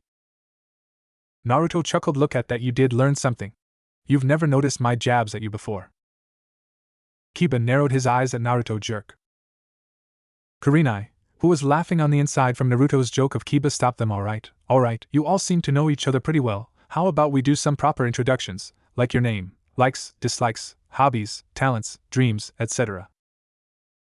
Hinata poked her fingers together, in her shy, cute manner. Could you go first, Kurenai-sensei? We don't know anything about you. Kurenai nodded. Okay. My name is Yuhi Kurenai. I like tea and good plays. I dislike sexists and all forms of prejudice. My hobbies are to drink different teas and well-watched plays. Talents? I've been told I can cut a rug on the dance floor. My dream is to become the best genjutsu mistress in the world. Okay, you go now, she said, pointing to Hinata in the end. Okay. And my name is Hinata H. Hyuga. I like tea too, and I like to press flowers and draw. I don't like ignorant people, or mean people. My hobbies are drawing and pressing flowers. My sister says I draw really well, so I guess that's my talent. My dream is to make the branch and main families of my family one again. Kurenai nodded. She's certainly interesting, noble but shy, not a great combination, unfortunately. Okay, you're up, she said while pointing to Kiba. Kiba smirked. My name's Kiba Inuzuka. I like playing with my dog, and you sends ouch. Kurenai smacked him in the head. Right, I don't like that Uchiha prick, or people who don't like dogs. My hobbies are pranking my sister, and training with my dog. I don't know if I have any talents, and my dream is become head of my clan, and to be a powerful shinobi. He finished, recovering from the smack to the head. Kurenai nodded again. Gonna have to break him off that flirty bit, especially with me. Does he know I'm way too old for him? Right, you're up last, she said, pointing to Naruto. Naruto sighed, and cracked his knuckles viciously. My name's Naruto Uzumaki, or the demon if you're a villager. I don't know. I detest being a genin, along with most of the villagers. Hobbies? Training, or fighting, I guess. Talents, killing, I suppose, if it counts. My dream, it used to be Hokage, now I'm going to be the most powerful person alive. Kurenai sighed. Naruto was going to be a tough one, right? There's one last test before you can truly become genin, a certain given by the jounin of the squad, to see if the group is ready to be genin. The graduation exam was to see if you were capable. I'm going to give you a choice. You can take my test today, and get it done soon, or you can go home, rest, get ready, and take it tomorrow. Naruto shrugged. Can't be that hard, they're only genin, take it today, get this over with. Kiba nodded in agreement, and Hinata just followed along. Kurenai nodded. Very well, I'll be back with everything I need for the test in about 30 minutes, you have until then to plan and get ready for anything. She then disappeared in a swirl of leaves. Naruto sat back and laid back in the grass, and Kiba walked over and looked down at him. What are you doing? We should be getting ready, she's a jounin. Naruto narrowed his eyes slightly. You're in my son, and correction, she's only a jounin, and she specializes in genjutsu. I'm her worst nightmare. 90% of genjutsus prey on a person's fears. I don't fear anything, and if it's a genjutsu of the other 10%, I can stop it without a problem. So all you guys have to do is sit back and relax, I'll take care of it. Hinata stepped over Biba. Naruto, we're on a team for a reason, we're probably supposed to work together. Naruto sighed. Sorry, I work alone, I've trained by myself forever. I don't have anything I could use with you guys, plus not to be mean, but you're way below my level, everyone is. Kiba glared at Naruto at being considered beneath him, but he knew it was true. Hell, they'd all seen his fight with Kyuubi and the clones at the beginning of the year, so, what's your plan then? Maybe we could at least, I don't know, help set it up. Naruto shifted into a more relaxed position. My plan is to kick her ass at whatever we have to, combat, tracking, genjutsu, anything. Kiba and Hinata both sighed in defeat. He was making this extremely difficult. They resigned themselves to Naruto's plan and both sat down in the grass to await Kurenai's return. It didn't take too long. About 15 minutes later, Kurenai returned with a fairly large scroll, an alarm clock, and another shinobi. I'm back. Didn't take as long as I thought it would. She looked at the state of the 3 shinobi lying about in the grass. Are you ready? Naruto leaned up and looked at Kurenai, and the rather outlandish other shinobi. She had medium-length plum-colored hair, pulled back into a spiky ponytail, a tan trench coat that went to her knees, and was left completely open. Beneath the trench coat she had on nothing but fishnet, and a tiny tan miniskirt. Naruto quirked an eyebrow at her state of dress. Nice clothes. They certainly leave everything to the imagination, don't they? Said shinobi smirked evilly at Naruto. You sure are a balls of one, aren't ya? Openly leering at a woman, a jounin no less. Naruto narrowed his eyes slightly at the plum-haired shinobi. I don't leer, ever. I was merely taking in new information in my surroundings, and the fact that you're a kunoichi makes no difference. Kurenai busted up the argument before it began. She couldn't fathom the arguments those two could probably come up with. Hell, they'll probably end up being friends. This is Anko. She is helping me with the test today. Your objective is to get this scroll from me in under 3 hours. Anko will be acting as a bodyguard, and I will also be protecting myself. Naruto quirked an eyebrow. That certainly is an unexpected way to test us. A high-level mission simulation, with 2 jounins as the targets. This should be fun. I hope you two have some great tricks up your sleeves. Anko smirked. You'd be surprised at what I can hide up my sleeves, boy. Now it was Naruto's turn to smirk. I can't wait to find out. Kurenai, could we begin? I'm anxious. Kurenai smiled. Naruto sure was eager to get to business. Sure, she set the alarm clock and set it on a rock. Okay, your 3 hours begins now. She and Anko both disappeared in puffs of smoke. Naruto smirked. Too late. I've already got your sense. He sniffed the air and caught their scents. There we are. He disappeared in a blur off towards the two.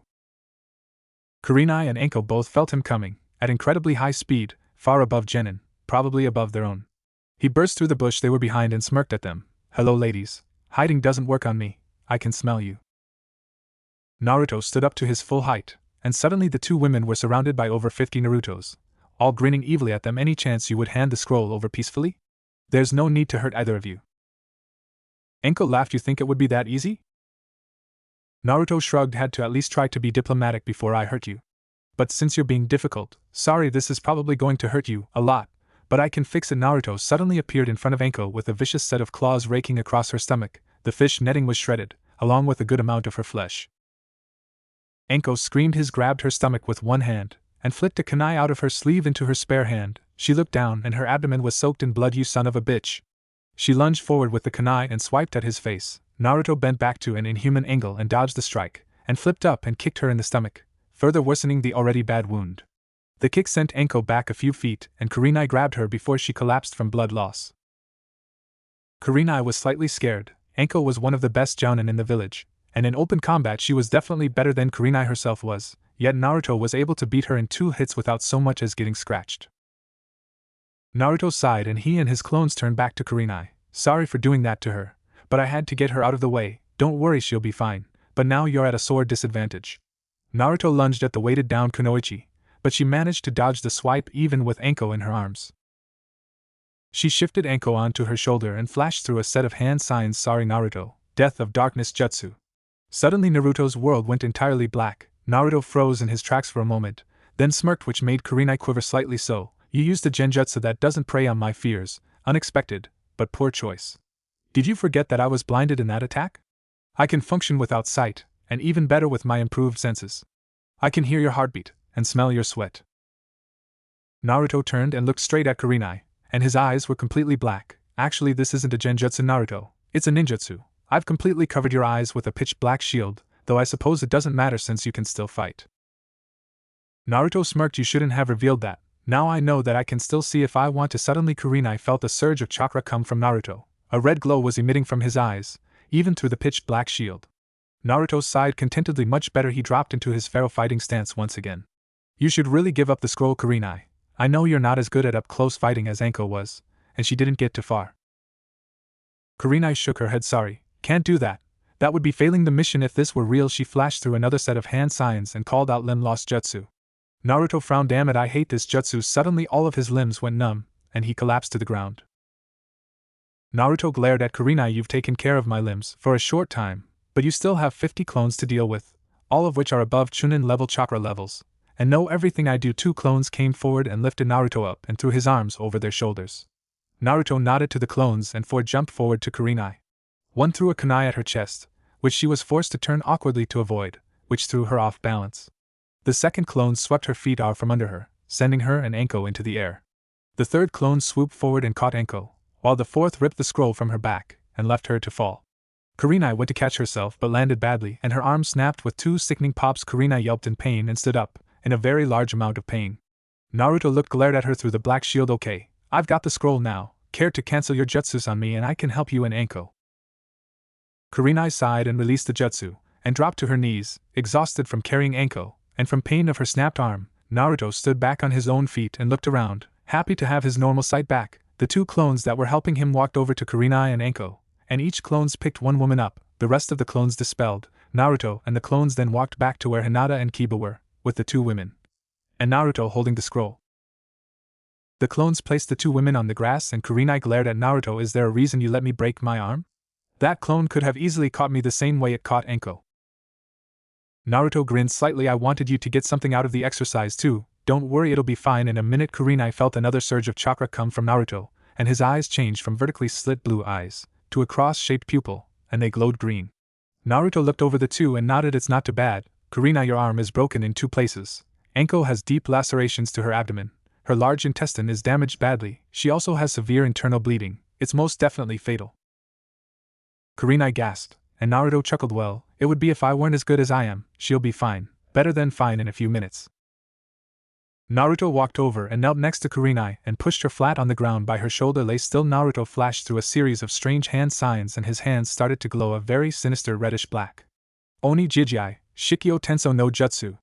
The red chakra on his hands suddenly flew into her arm. She could actually feel the chakra flying throughout her system, and she felt her arm snap back into place, painlessly, and the bones instantly mended back together. The chakra then receded from her and crawled back onto his hands, then seeped into him. A moment later his arm broke with 2 distinctive snaps. Naruto grunted at the pain and stood up. There, your arm is all better now. Kurenai leaned up and flexed her arm, and was surprised to find it was perfectly fine, good as new in fact. What did you do? Naruto sighed and rubbed his, now broken arm as it quickly healed. Oni Jijai, Shikyo Tenso. It's a demonic jutsu Kyuubi taught me. It can transfer any injury to the user, even death itself. So I used it to transfer your broken arm to me since it won't affect me. Naruto flexed his arm and it was already healed, just a tiny bit sore. Now for Anko. Naruto turned around and knelt next to the unconsciousness bleeding form of Anko. He took off his trench coat, vest, and shirt. No reason to get my clothes all bloody. He flashed through the same series of strange seals and his hands glowed with the same reddish black, which then crawled down and into Anko. It swam around through her system picking up everything that didn't belong there, then crawled back up to Naruto and sunk into him. Kurenai and the 2 genin watched with strange fascination as the deep jagged gash in Anko's stomach disappeared, and then Naruto's stomach ripped apart and started to pour blood, but the wound quickly closed and stopped bleeding. Then a strange black mark appeared on Naruto's neck and he gasped in pain. What the fuck is this? Kyuubi was suddenly startled. It's a curse seal kit.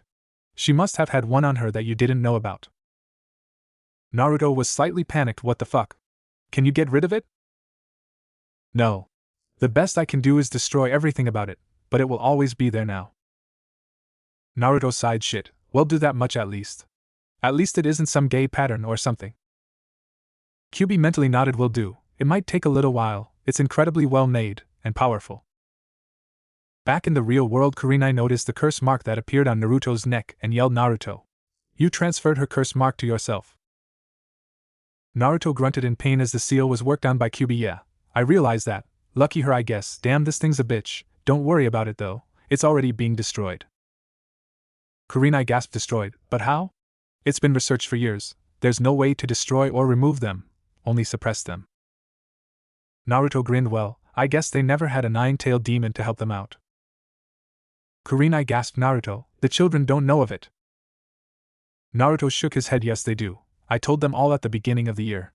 It was kind of hard coming to class one day looking 5 years older, my scars and casts being gone, and having new eyes, not something easily explained away.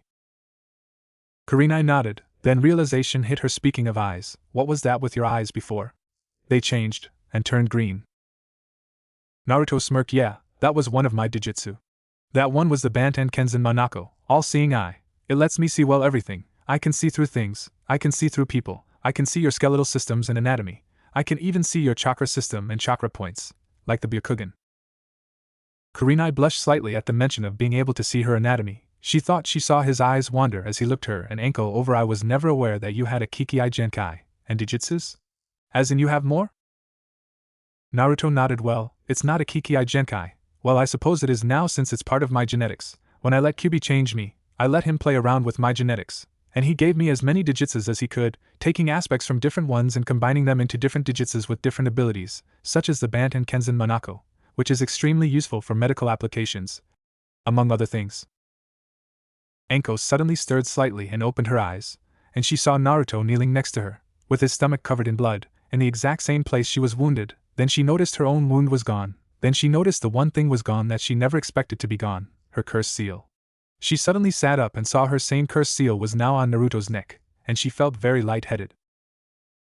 Naruto noticed the sudden action and spun around to her. Whoa there, Anko, my jutsu can't fix blood loss. Here, take this. He pulled out a blood pill from a pouch on his vest. Anko quickly ate it, and instantly felt her strength start to come back to her.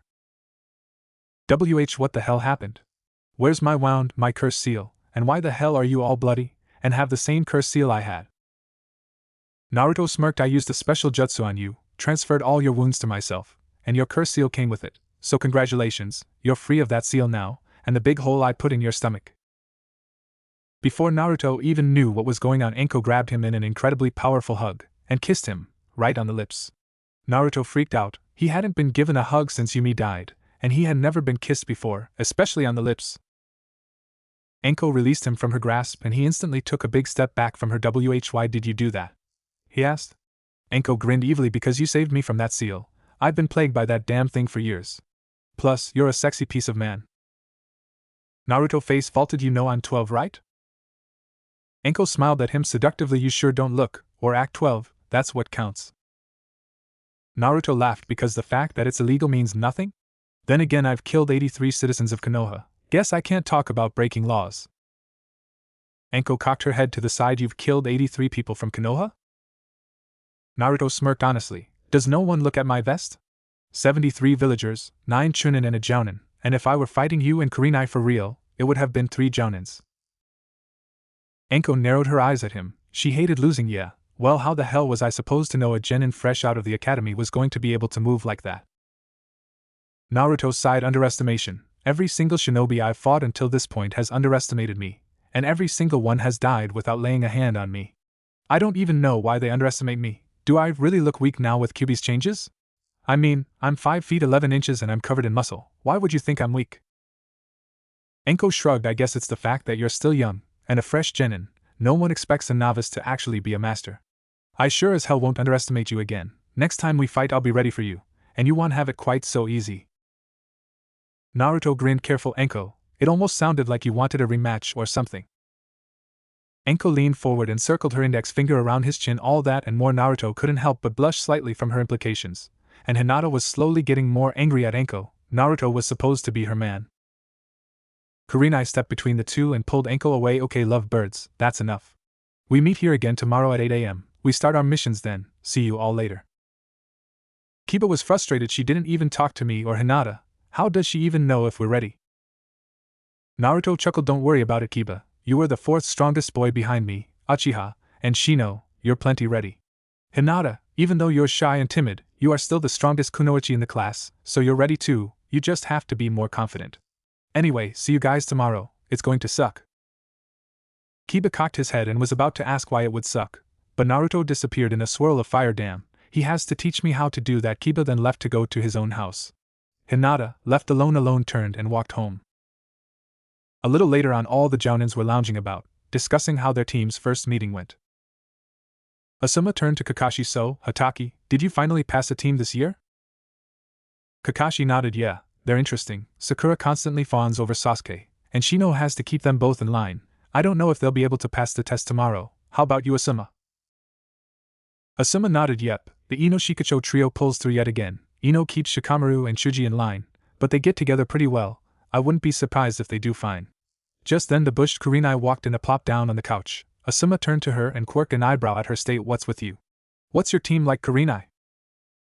Kurenai groaned and sat forward. They're interesting. I offered them to take their test today instead, and they accepted. I had Anko act as my bodyguard and they had to try to take a scroll from me. It would probably be a high A-rank mission if it were real. Asuma and Kakashi both gave them looks that screamed, well, what happened? And? Asuma finally asked. Kurenai sighed. Naruto Uzumaki. He completely decimated Anko and me on his own. He tracked us down in under 15 seconds after the exam started and instantly attacked. He surrounded us with over 50 Kage Bunshin without even using hand signs or saying the name. Each Bunshin had high Chunin level chakra. Then he took out Anko with 2 hits, and completely shredded her abdomen. Then he took me out and broke my arm while I tried to carry Anko out of there. Then after doing all of that he does some kind of demonic jutsu and transfers all of our injuries to himself. My broken arm, Anko's lacerated stomach and internal bleeding. He even transferred her cursed seal. I swear, the kid is too much. Kakashi and Asuma were speechless. They had heard rumors that the kid did some kind of unorthodox training, but to take out 2 jounins at once? Anything else about the Uzumaki kid? Asuma asked. Kurenai nodded. Yeah, he's the one responsible for all of the killings over the last year that they've found no evidence on. 73 villagers, 1 jounin, and 9 chunins. Kakashi and Asuma's jaws dropped once again. Why in the hell would a kid kill all those people for no reason? Kurenai sighed. Oh, he had good reason. They all tried to attack him beforehand, and he described to me one of his attacks. Honestly, if I had gone through the same thing, I don't think I would have stayed sane. Asuma gulped. It couldn't be that bad, could it? Kurenai sighed again. But deeper, I don't think I could make a genjutsu that would do the same thing that Naruto's been through. He told me about his last birthday. First a mob of villagers caught him and beat and cut him until his arms and legs were badly broken. Then they dragged him into an alley and smashed him into a wall. Then a shinobi came forward and slashed his cheek deeply with a knife, and then went to his eyes. Naruto struggled to get free and he smashed his head into the wall until his skull cracked, and he stopped fighting, and then he gouged out his eyes with a kunai. Then after all of that they took the kunai and stabbed him in the stomach and broke some of his ribs, then left him to die. Asuma and Kakashi looked horrified before Kakashi spoke. Bullshit. I've seen him, he's not blind, he's got those freaky glowing blue eyes, with slit pupils. Kurenai sighed. I said the same thing. He went on to explain to me how the only reason he's still a shinobi is because the Kyuubi came to him with an offering, Naruto accepted it, and Kyuubi changed him, gave him new eyes, removed all his scars, made him faster, stronger, better. He even gave him multiple digitsus. I have no idea what Naruto gave in return for it all though. Asuma and Kakashi were stunned into silence. It was so much to go through, for someone so young, they couldn't imagine how he survived through it all. That kid's either gonna go real far real fast, or he's gonna turn into an Itachi, on a village-sized scale, Kakashi said. Kurenai nodded. Yeah, but so far he's on the former route. He's supposedly due to be promoted to Jounin once a tough enough mission comes up for him to prove himself with. Asuma whistled. Damn, if he makes it soon, he'll beat Itachi's record of youngest Jounin ever. Itachi made Jounin at 14, Anbu at 16. If he keeps on this track, this kid's gonna break all the records. Kurenai sighed. Yeah, I have a feeling the next few weeks are going to suck. Kakashi cocked his head to the side. Why is that? Kurenai sighed again. Because Naruto detests the fact that he was held back from being a Jounin already, and I have a feeling if we get sent after Tora the cat, it's going to die, along with any other irritating missions. Asuma chuckled. Congratulations, Kurenai, you've sure got yourself a handful. Enko smirked. At least she's got a sexy handful. Kurenai slapped her hand over her face, and both Kakashi and Asuma quirked eyebrows at Enko. You do know he's 12, right? And that you're 19? Enko waved it off as if it were nothing. Pfft, the kid looks like he's at least 17, and he acts even older. Kurenai sighed. Didn't we already have this conversation with Naruto, Enko? Enko laughed. Yeah, we did. But you're still not going to convince me, and I will win.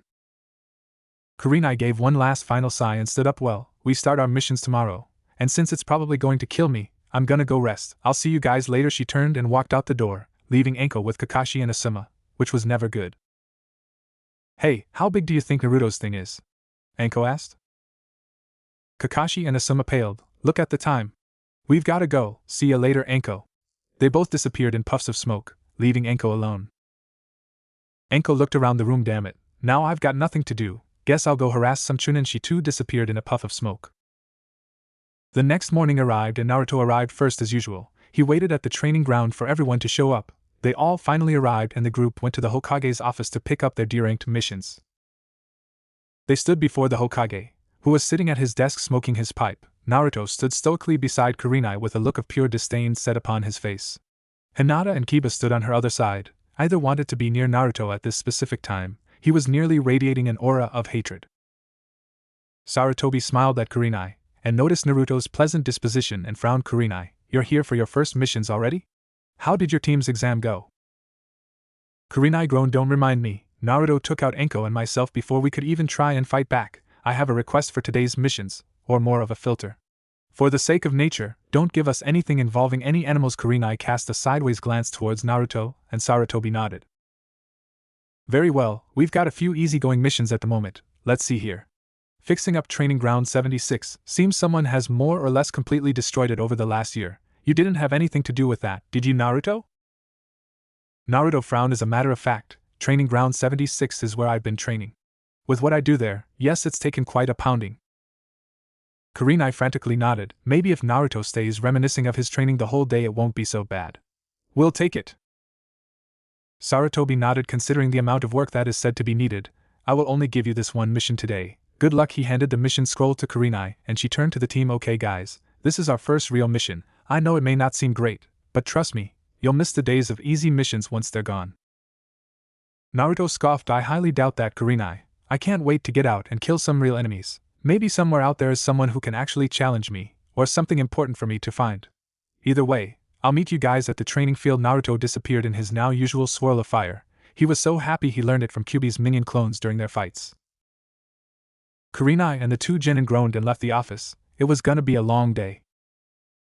They arrived at the training ground about 15 minutes later, to see Naruto already there, lying in the grass. He leaned up on his hands when they arrived. You're finally here, there's lots to be done, take a look around.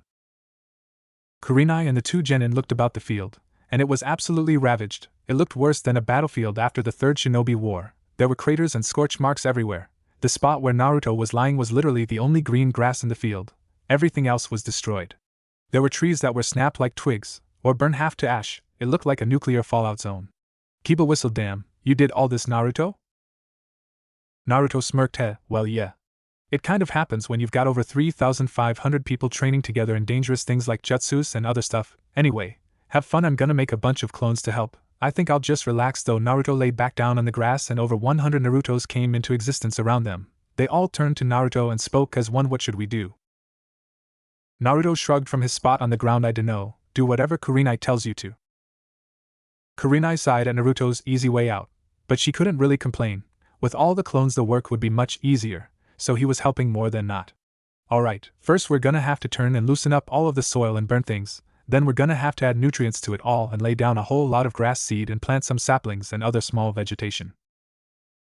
Naruto nodded to his clones. Okay, you guys know what to do, this won't take that long. The clones all nodded and broke apart into 52-man teams. They then proceeded to go all over the field and do the headhunter jutsu over and over again, which tilled the soil famously. The entire field was tilled and loosened under 15 minutes, and Kurenai and the genin never even lifted a finger. The clones then continued by taking up all of the nutrients and grass seed and spreading it all over the field, and finally they all went about and planted small plants all over. Naruto got up from his spot and looked at the field. Not bad at all. Finished the whole day's work in 30 minutes, that was easy. Kurenai sighed. You know, the point of these missions is to train us to work together better, not just to get the job done. Naruto frowned. Sorry Kurenai, it's not gonna happen. I've already told Hinata and Kiba that I work alone. I'm just not a team player. I've trained my whole time to be self-sufficient. My clones are my teammates. They can do anything a genin could do and more, and they work together better than any team ever could. Kurenai sighed. The worst part was that he had great logic supporting all of his points, except just maybe. Yes, but shadow clones have the distinct flaw of they can only take one hit, a light one at that. A real person can take much more, and they can offer their own ideas to situations. Naruto smirked. My clones do not share that weakness with the Kage Bunshin. My Oni Bunshin are much more resilient, and can take numerous hits, assuming they're non-fatal. I know this is going to sound very pompous and righteous, but I don't want other people's advice. I brainstorm for hours on end with dozens of clones to come up with as many ideas and situations as possible, and I've never failed yet. Kurenai frowned. He wasn't even worth arguing with. She could tell he wasn't going to be cooperative. Fine then, I guess we're done for the day already. I'll see you all tomorrow for the next set of missions. A month flew by in no time. Granted, it was a month of annoyance and irritation for Naruto. Aside from the horrid missions they were receiving daily, every time their team encountered another team he had fangirls trying to date him. He hated them. He now understood why Sasuke hated them. They only liked him for his looks, his body, and the fact that he had a hard past. Along with the fangirls, he now also had Anko trying to hook up with him all the time, and the worst part was, he was starting to like her more and more. She was like him, she had a hard past like he did, and she too was a village outcast for who her sensei was, and she liked, or seemed to like him for more than just his looks, and she didn't seem to give a shit about his past. Here they stood, before the Hokage yet again, expecting to receive another day's worth of crappy D ranks, but it was not to be, for Naruto's time had finally come. Sarutobi smiled at the group before him. I was going to give you your first C rank mission today, but something else came up, and a much more difficult mission has come up. Naruto, I have a mission for you to take finally, and I don't want to send your team on a C rank with a member missing so soon. Kurenai, I hope you understand. Kurenai nodded. It's understandable and perfectly alright. I wouldn't want them undertaking a C rank so soon, while missing a member too. Naruto grinned. So, the day has finally come, huh? What's the mission? Sarutobi smiled. The mission has just this morning been received. Naruto, the Land of Waves is requesting a powerful team of shinobi to come and cleanse their country of an infestation. A man named Gato, owner of Gato Shipping Inc. has set up shop and taken over their economy and driven them into a depression. They scrounged up all of the spare money in the village and paid for an A-rank mission. Your mission will be to go to Wave, and take out Gato and any and all of his men. This will likely include high-ranked shinobi, of Chunin rank and higher. Naruto's face was alight with glee. Great, sounds like a lot of fun. When do I leave? Sarutobi held up his hand in a stop gesture. Hold your horses, Naruto. You leave as soon as possible, but you're not going alone. You will be accompanied by one other jounin. One Anko Mitarashi. Naruto slapped his hand over his face and dragged it down his face. Damn. Sarutobi quirked an eyebrow. Is something wrong, Naruto? I was under the impression that you had a fairly civil relationship with her. Naruto sighed. No, she's fine, just she's constantly trying to go out with me and it gets slightly annoying. Sarutobi's eyebrows shot up. Oh, I was unaware of that. Well, try to make the best of it, and good luck on your mission. Naruto smirked. Yep, and I'm looking forward to it. Well, later he then disappeared in his customary swirl of fire. Naruto appeared at the front door of Anko's house. She had forced him to walk her home one night, then tried to drag him inside, and failed miserably. Naruto knocked on the door loudly. He heard Anko yell from somewhere within 1 minute, then heard a series of crashes and curses. Finally a disheveled-looking Anko came to the door, wearing naught but a towel, and her hair was wet and matted down. She noticed that it was Naruto who was standing at her door and instantly switched into a more provocative position, with the towel riding up her thigh a bit. Ah, so you've finally been swayed? Naruto, with a slight bit of effort, kept his eyes locked on her own. No, actually we've got a mission, so get dressed, and ready, we leave ASAP. Anko's eyes lit up. A mission? Me, you alone? I'll be back in a minute. She slammed her door in his face and Naruto heard another series of crashes and curses, and a few minutes later Anko reemerged, fully clothed, if you could call it that, but her hair was still wet, and her ponytail was more of a soaked mess that sagged at the back of her head. Naruto quirked an eyebrow at her hair but didn't comment. Ready? Anko grinned. Yep, so what's this mission? And why is a genin going alone with another jounin, not even his sensei? Naruto narrowed his eyes slightly. This is my test mission. We succeed, and I become a jounin. We're to go to Wave Country, kill Gato of Gato Shipping Incorporated and any and all of his henchmen. Simple clean sweep, plenty of blood and fun. Anko grinned. You're so my type of guy, why won't you say yes? Naruto grunted. We're on this already? Fine, if I say yes to a date, will you leave me alone about it for the duration of the mission? Anko smirked. No guarantees, but I'll do my best. Naruto sighed. Better than nothing. Fine, I'll go on a date with you at some point. Please don't make me regret it. Anko squealed in a decidedly fangirlish manner, and grabbed Naruto in a tight hug. Ha, I knew I would get you eventually, Naruto. Now we just gotta show you that not everyone is as big an asshole as the villagers. I have one request though. Naruto groaned. What is it? Anko grinned and stared right into his eyes. Call me Anko-chan. Naruto sighed. Fine, Anko-chan, let's get going. The sooner we get going, the sooner I become a jounin. Which is good. Anko released him from her hug and the two bounded out of the village, into the trees of the mid-morning day. The trip to Wave took 3 days, and over those 3 days Naruto realized that he liked Anko a lot more when they were alone. She calmed down a bunch and wasn't nearly as sadistic and well crazy when she wasn't around other people, and Naruto decided to finally ask her about it. Net Anko, what's with you? Whenever we were in the village you were so much different, yet out here alone, you're a lot more, well, normal. What's the deal? Anko sighed. Me and you aren't exactly as alike as we seem at first glance. You've had the worst treatment possible from villagers, so you had no choice but to adapt and overcome them. But with me, they just ignored me or hated me, so I started acting different. They didn't even bother to care anymore when I was sadistic and weird. After all, who wants to be near the crazy chick? The only person to ever try and get close to me like that was Kurenai, and that's the reason she's my only friend. She didn't care that I was weird, she wanted to be friends with the real me. Naruto quirked an eyebrow. So, you act weird that way people will just ignore you instead of direct their hatred on you? Anko nodded. Yeah, but that wouldn't work for you, because even if you acted differently they would still have done everything to you, so it wouldn't have helped, so it didn't happen. I guess you could say I adapted. Naruto smiled, a real smile. Well, I think you should stop the act. I like the real you a lot more, you're a lot easier to get along with, and if you're not gonna stop, would you at least stop around me? Anko grinned evilly. Did you just admit that you like me, Naruto? Naruto smirked. I might have said it, I have to admit it. You're a lot easier to get along with when we're alone. These past days have at least shown me that much. But before I actually go and say something stupid, I have a question. Why do you like me? What is it that you like about me so much? Anko cocked her head to the side. Shouldn't it just be good enough that I do like you? Naruto sighed. I wish. All of the girls my age are my fan club, and they all declare they love me all the time. But I know they don't really, they only like me for my looks and my past, so I was wondering why you like me. Anko sighed. I like you because we can understand each other. We've both been shunned and hated by the village, and the other is the only one who could understand what we've been through, no one else could even comprehend what we've dealt with. Plus, I just like you, your attitude, your take on life. You don't hide behind some shroud of naivety or innocence, you know what's out there, and you're not scared of it. And despite your age, you're far more mature than anyone else, even people my age. They just want me for my body. I feel that you would want me for the same reasons I would want you. The fact that you're hotter than hell helps a lot too. Naruto smiled again. Well, you'd be correct, I like you for the same reasons you like me. And yes, I did admit I like you. Naruto then sighed. Oh, thank Kami, the town is finally coming up. Anko smirked. So what do you reckon we do? I think I'll let you take the reins on this one, see how you do. Naruto nodded. I would say we enter the village, scout around, meet the people, see what their condition really is. We try and find out who would be in charge, meet with them and find out what we can about Gato, then we move on from there with the removal of Gato and his men. Anko smirked. Nicely put, that's exactly what we should do. Naruto-kun, shall we? Naruto nodded and the two came up on the village. They dropped down from the trees onto the road and slowed to a walk. They entered the village and were quite a sight to be seen. An almost 6-foot-tall guy dressed in black and red with a long trench coat, beside a very pretty, poorly dressed girl in tan trench coat. They walked along what seemed to be the main street for a few minutes, looking around.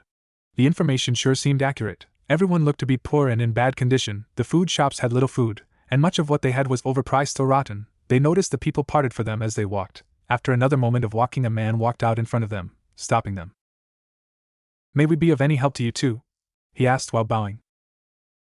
Naruto nodded. Yeah, we're actually looking for who would be in charge. We were sent on a mission from Konoha to remove Gato and his men for you all.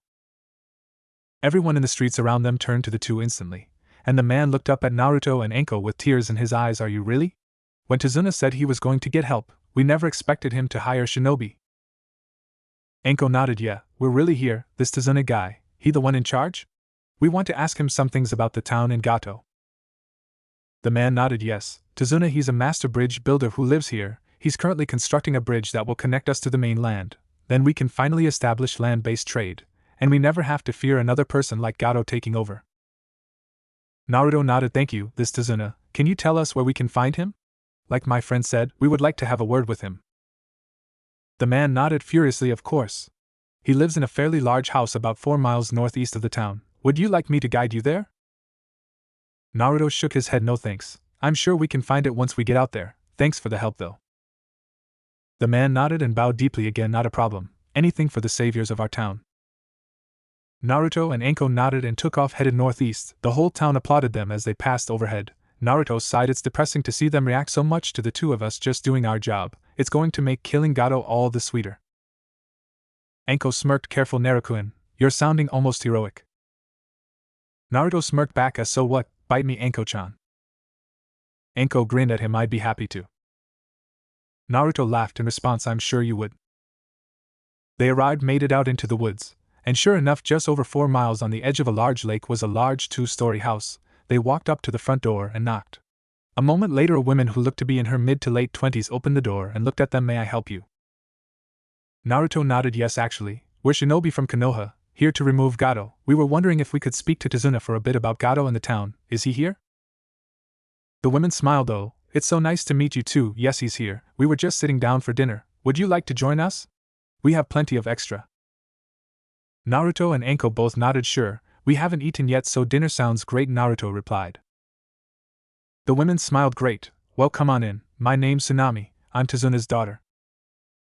Naruto smiled. Pleasure to meet you. I'm Uzumaki Naruto, and the lady here is Mitarashi Anko. Tsunami looked at Anko and frowned slightly. I hate to sound rude, but would you mind closing your coat? My son is young, and I'm not quite sure that is the best image for him. Anko smirked and buttoned her trench coat up, and Tsunami nodded. Thank you for understanding. If you'll follow me please. She led the two through the house to the dining room, where a table was set out. At one end of the table was an older, overweight man with gray hair, the presumed Tazuna. On one side of the table a small boy eating, Tsunami's presumed child, and Tsunami's plate was at the other end of the table. Tsunami motioned to the 2 empty chairs on their side of the table. Please sit. I'll bring out 2 plates for you in a moment. Dad, these are the shinobi from Konoha. Naruto and Anko took their seats, and sure enough, a moment later Tsunami came out with a plate of food for each of them. Tazuna turned to both of them and began. So, you're the shinobi from Konoha, eh? I was kinda hoping for more of you with all the money I paid. Care to tell me your ranks? Naruto groaned. Anko-chan, here is a jounin, and I'm a damned genin until the end of this mission. Tazuna flushed with anger. We paid all that money and all we got was a jounin and a genin? Anko held up her hand, stopping him from going any further. I assure you, sir, we're more than enough. Naruto is only a genin by rank, not in power. I hate to admit it, but he's stronger than me by a lot. I imagine he could take on Gato and all of his shinobi and men at once, alone, and come out on top. Tazuna sighed and sat back in his chair. Well, that's slightly reassuring. Tell me, why did the two of you come here? Naruto smirked. We were told you were the man more or less in charge, so we figured you would be the best man to find out about Gato from.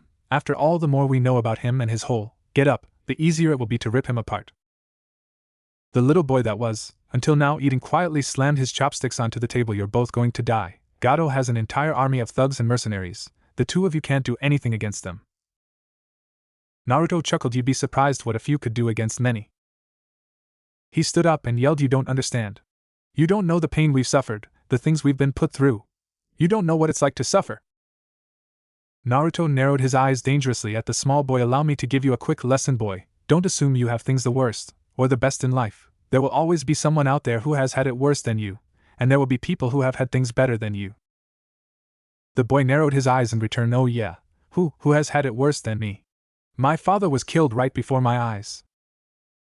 Naruto shook his head sadly. That is sad, but it is not the end of the world. I myself have had it much worse than you. The boy turned slightly red with frustration. How? How have you had it worse? Prove it. Naruto sighed. How have I had it worse than you? How haven't I had it worse than you? Both of my parents died the night I was born. From that point on, almost every single person in my village detested my existence, and so they tortured, beat, and abused me on a daily basis. I spent days, sometimes weeks, in the hospital after every one of my birthdays, and that's not even nearly the worst part of my life. That's still the sugar-coated version. Suffice to say, my life has sucked beyond imagining since the day I was born, so don't just assume you've had a worse life than me. The small boy, beaten at his own pity party, sat back down and started eating his dinner silently, and Anko turned to Naruto with a sad look on her face. Naruto, what exactly did they do to you? Naruto closed his eyes and single tear escaped. They did everything to me. Broke all my limbs, cut me everywhere, broken ribs, cracked skulls, they even gouged out my eyes and stabbed me. But the worst thing they ever did was, there was this girl, not much older than me. Her name was Yumi. She was the only person to ever be nice to me in the village. She treated me like a little brother. Then one night they caught me and her and tied me up, and forced me to watch as they tortured and mutilated her, then burned her to death, then left me tied up, and bleeding to death from my own wounds, to look at her body until I blacked out. Naruto's explanation rocked them all to their cores. Anko even had tears streaming down her face. To incite that from Anko was big, even if she wasn't her sadistic self around Naruto. Anko wrapped her arms around Naruto in a caring hug, and Naruto found he didn't want to push her away, or try to get her off. I'm so sorry, Naruto, she said. Naruto sighed. Don't be. I don't want people to pity me. You wanted to know, so I told you. I don't want you to feel bad for it. I've already made my decision on the matter, and anyone who tries anything on me or my friends die now, no matter who they are. Anko nodded and released him from the huge, and he turned back to Tazuna.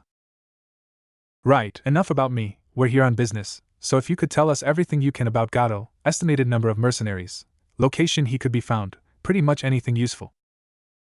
Tazuna nodded. Right. Well, the last I knew he had somewhere around 200 to 300 mercenaries, and he was also in command of a number of hired shinobi, at least 2 chunins and a jounin. His location is actually a large ship. It should be easy enough to find. It's the size of a large barge, except much more lavish looking, almost like a super-sized yacht. Naruto nodded. That will actually be very useful. The fact that he's on a boat will make this very easy. Sink the boat and anyone who can't water walk is already taken care of. Anko nodded in agreement. Seems as if your promotion has been handed to you on a platter, Naruto. Naruto chuckled. Yes, it would seem so, Anko-chan. Now let's eat this food before it gets any colder. Anko nodded, and the two dug into the plates given to them by Tsunami. Shortly afterward they finished eating and brought their plates into the kitchen. Well, it's getting late, we should head into town and see if we can't find a place to sleep, Naruto said.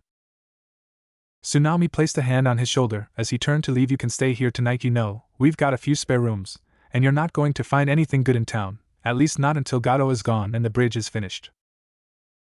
Naruto shrugged. Alright, I guess we'll stay here tonight, thanks Tsunami. Naruto dragged his and Anko's packs upstairs and the two went to sleep, in separate rooms. Hee, not yet, you don't. The next day arrived and Naruto and Anko set off from the house after a nice breakfast, courtesy of Tsunami. The sooner they took out Gato, the sooner they could head back to Konoha. They headed down to where the bridge was being built, and was surprised to see it was already over 80% complete. They scouted out the water in the area, and it didn't take long to find Gato's ship anchored in a cove, not too far from Wave. It certainly was easy to spot, with the giant Gato Shipping Incorporated painted across the white hull. With the location of the ship now known, they started to plan. Alright, Anko, how do you want to do this? Go in, kunai flying, and take it by storm? Sink it quick and fast and try and kill everyone who's trapped, or try and sneak through and kill as many as we can without getting caught? Anko shrugged. I think a combination of the three will work the best. Set the ship to sink. In the pandemonium that follows, sneak around and take out the higher price targets where we can. Then we proceed to go in jutsus blazing and take them by storm. Naruto grinned. Sounds good to me. How do you want to start the sinking? Anything explosive will instantly alert any shinobi he might have to an attack. I could use a water jutsu and slice the hull. It will sink it pretty fast, but slow enough for stage 2 to still happen. Anko nodded. Alright then, water jutsu it is. Let's do this. Naruto nodded and the two sneaked up on the boat. Anko got in position to start assassinating targets, and Naruto got in position for the sabotage. When they were both ready, Naruto began.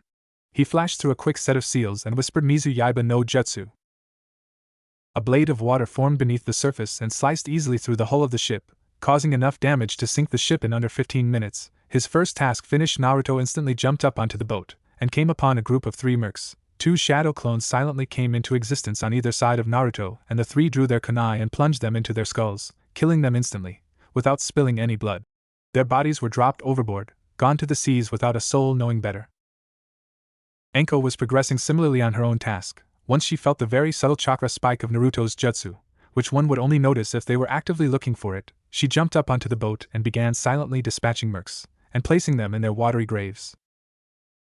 Naruto and Anko both continued along in similar fashions until the boat finally started to list slightly from the water that was leaking into its hull. This put the whole boat into pandemonium, and Naruto and Anko both hinged into mercenaries that they had already dispatched of. They continued their sinister treks, silently killing every merc that was left alone by their companions. None were spared, and their numbers were quickly dwindling. The boat started to list further, and was getting dangerously close to capsizing when Gato and 2 shinobi ran out of his private cabin. He looked around at the state of the ship, and the extremely diminished crew, and yelled, "What the hell is going on?" Naruto ran up to the 3, panting and leaning on his knees. "Sir, I think we're under attack." Gato looked about in a panic, almost sending his sunglasses flying by. "Who damn it? We're on a boat."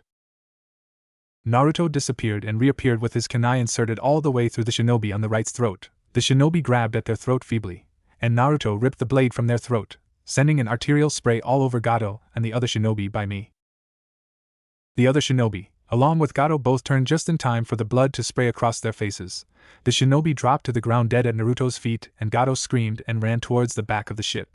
Naruto shook his head sadly. "I don't think so." He threw the kunai with deadly precision, and it sliced through Gato's left Achilles tendon. He dropped to the deck like a sack of potatoes while screaming and grabbing his ankle. Naruto turned back to the other shinobi. "Tell me, this shinobi here, could you tell me their name and rank? That way I can honor them properly?" The shinobi snarled. "His name was Haku, you bastard. He was my apprentice, and beyond a jounin. I'm Zabuza Momochi, and you're going to die." He ripped a large blade from his back and swung it violently at Naruto, who bent back to an inhuman angle, and the blade flew over his head and embedded into the wall. Naruto flipped backwards on his hands and landed on his feet and grinned. "Well, Zabuza Momochi, you're at an extreme disadvantage here. These passages are narrow, and your blade is large. You'd be surprised what I can do in narrow spaces. You will die here, but your name will live on, honored on my vest as a worthy adversary." Naruto flicked the blood from the blade that he just killed Haku with and took off towards Zabuza. Zabuza ripped his blade from the wall with a great feat of strength, sending splinters of stained wood raining across the pathway, and he too charged forward. They grew closer and closer, and once he was in range, Zabuza swung his massive blade at Naruto again. Naruto dropped down on all fours and pushed off powerfully and launched towards the wall. The blade swung under him cleanly, and Naruto latched onto the wall with his claws and tore off, running sideways along the wall. Zabuza used his momentum from the strike to spin around and throw his blade like a spear straight at Naruto, who was running on the wall like a fox, with his trench coat billowing out behind him. Naruto saw the sword flying at him out of his periphery and jumped up slightly higher on the wall, and the blade slammed into the wall at high speed, embedding deeply again and sending more chips of wood flying everywhere. Naruto jabbed his claws into the wall and swung off and spun around with his hold on the wall. He dropped down to the deck and tore off at Zabuza, leaving claw marks in the wood as he ran. Zabuza, now weaponless, did the only thing he could. He dodged, or did his best. He bent to the right as Naruto lashed out with a clawed hand. Zabuza missed the worst of the blow but was still left with 4 streaks of bleeding flesh on his arm. Blood instantly started to leak from the jagged wounds and trickled down his arm. Zabuza dove forward and grabbed his sword and ripped it from the wall of the ship and spun around and brought the blade up, just in time to stop the strike from Naruto's claws. He shoved off with his back foot and used his and the blade's weight to throw Naruto off and down the deck about 10 feet. Naruto landed on the deck and slid back another foot, leaving claw marks in the wood. You're pretty good, Zabuza. You're the best jounin I've fought yet. Granted, the other 3 jounins I've fought, besides your friend, were all from my village, and I let 2 of those live. Zabuza scoffed. You don't become one of the 7 swordsmen of the mist by sucking. You're quite good yourself, kid. Who are you? Naruto smirked. Name's Uzumaki Naruto, though you can call me Shinku Sakuraku, Crimson Slaughter. Zabuza smirked. Very nice. I'll be sure to remember your name after I kill you. Naruto gave a stark laugh. I would watch that mouth, Zabuza. You're losing at this point, and I hate to tell you, but you're going to die. Naruto charged forward once again at Zabuza. Still on all fours, Zabuza stood his ground and waited for Naruto to get close. Once he was in range, Zabuza swung his blade horizontally, where he assumed Naruto would jump to, but he plotted wrong. Naruto suddenly stopped short, and the blade swung past before him, slicing the air not an inch away from his nose. The second the blade passed him, he kicked off with his feet, flipping up forward. He then pushed off with his arms, propelling him up through the air over Zabuza. As he passed him, he spun around and raked his claws all the way up his chest and over his left shoulder. His claws dug deep into him and took a large amount of flesh with them. Zabuza grunted in pain and spun around with Naruto. The deep wounds in his chest allowed a deluge of blood to come running through his flesh and pour down his chest like a waterfall of blood. As Zabuza spun around, droplets of blood flew from his chest, spattering along the wall. He used his momentum from the spin to bring his sword down straight at Naruto, who was midair, flying backwards over him. Naruto's eyes widened as the blade came cleaving down straight towards him. He focused chakra to his hand and reached out and brushed the wall. His chakra instantly glued his hand in place, and he yanked hard, pulling himself out of danger, but not completely. The blade continued going down, right between his legs, dangerously close to his good friend, and it split his trench coat right down the center up to mid-thigh height. Naruto mentally sighed. That had definitely been too close for comfort. I had better make this quick. This boat's gonna go down before long, and I don't think I'll be at an advantage on open water. He's got him missed tight. He's probably good with water. You know, Zabuza, you really are the toughest enemy I've fought to this date. Only one person has done better, and that's my sensei, the Kyuubi. This boat's going down, and we don't have long, so I'm going to show you my trump card. You will be the first person to see it, and you will also be the first to die by it. Naruto was suddenly covered in a red glow, literally bathed in red chakra in a fine mist that surrounded him. Zabuza could feel the absolutely terrible, magnificent power of the chakra. It was so powerful that the wind was literally ripping about them. Planks of wood were being ripped up and shredded from the deck, sending chips and flecks of wood flying about. All of the chakra compressed around his body, and it took on almost a shield look. 3 tails of chakra formed at the base of Naruto's spine, and Naruto looked at Zabuza from his position on the deck on all fours. You should be proud that you made me use this, Zabuza. Even fighting 2 jounin of Konoha, I didn't even have to come close to using this. Naruto disappeared, even to Zabuza's well-trained eyes, and the next thing he felt was Naruto's hand ripping through him from behind, digging through his body. Naruto reached his goal and ripped apart Zabuza's heart with his bare hand. Zabuza realized where Naruto's hand was quickly headed and felt his heart be manually disassembled, and spoke his last word. Shit. He dropped to his knees and Naruto ripped his hand from his back. His arm was soaked in blood up to half of his forearm. Naruto sighed. You fought well, Zabuza, now rest. There is other business to attend to. Naruto turned back to Gato, who during his and Zabuza's fight had managed to crawl down towards the other side of the boat, but he left a blood trail, and he was still in view. Naruto appeared before him in a flash and lifted him up by his fat little throat. Gato, you've done many evils to the land of waves, and they wouldn't stand by and take it. They called in for help and won the lottery when I was sent to help. Regardless of the lives you've ruined, I will not torture you, for I know what that feels like, and no one, not even the evilest of men, deserve it. Begone, tyrant! Naruto lashed out with his hand and ripped through Gato's chest easily, and ripped his heart from his chest in a gory display of power. Naruto threw Gato's bloody body over his shoulder. He figured the townsfolk would want proof of his death. And he continued across the boat. He came across a few more groups of mercenaries and finished them ruthlessly.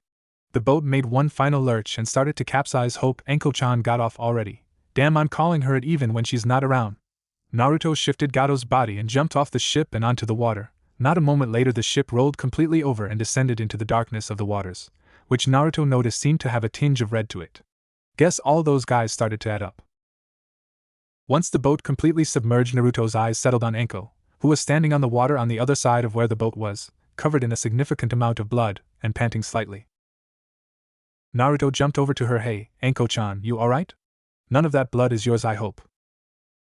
Anko nodded. Yeah, I'm fine. Let's get out of here, Naruto, and they both ran over to the shore and started walking back towards the village. No need to rush. On the way over, Naruto turned to Anko. So, you get into any interesting fights, or did you just slaughter mercs the whole time? Anko grinned. I got a little bit of excitement. I was just at the end of taking out a group of 10 mercs who thought they could take advantage of me, when 2 chunins came out of nowhere, wearing respirators and these shabby black cloaks. They weren't a tough fight, but they were pretty resilient. I felt that chakra spike. You must have had some fun, eh? Naruto smirked. Hey, yeah, 2 jounins. I killed the first before they knew who I was through the henge, then the second one put up a nice fight. I showed him my ultimate move, though it wasn't needed. Time was of the essence. His name was Zabuza Momochi, said he was one of the 7 swordsmen of the mist. Anko's jaw drooped slightly. You got to fight 2 jounins, and the Zabuza Momochi, and all I got was 2 chunins. You suck. She threw up her best puppy dog pout at the end. Naruto threw an arm over her shoulder and pulled her close to him. He didn't know why he did it, but he did. Oh, don't worry about it, Anko. He was a lot tougher than I thought he would be. Not to be mean, but he would have taken you out if you went against him alone. Anko huffed but didn't comment, but suddenly switched tracks. So, you admitted you liked me, right?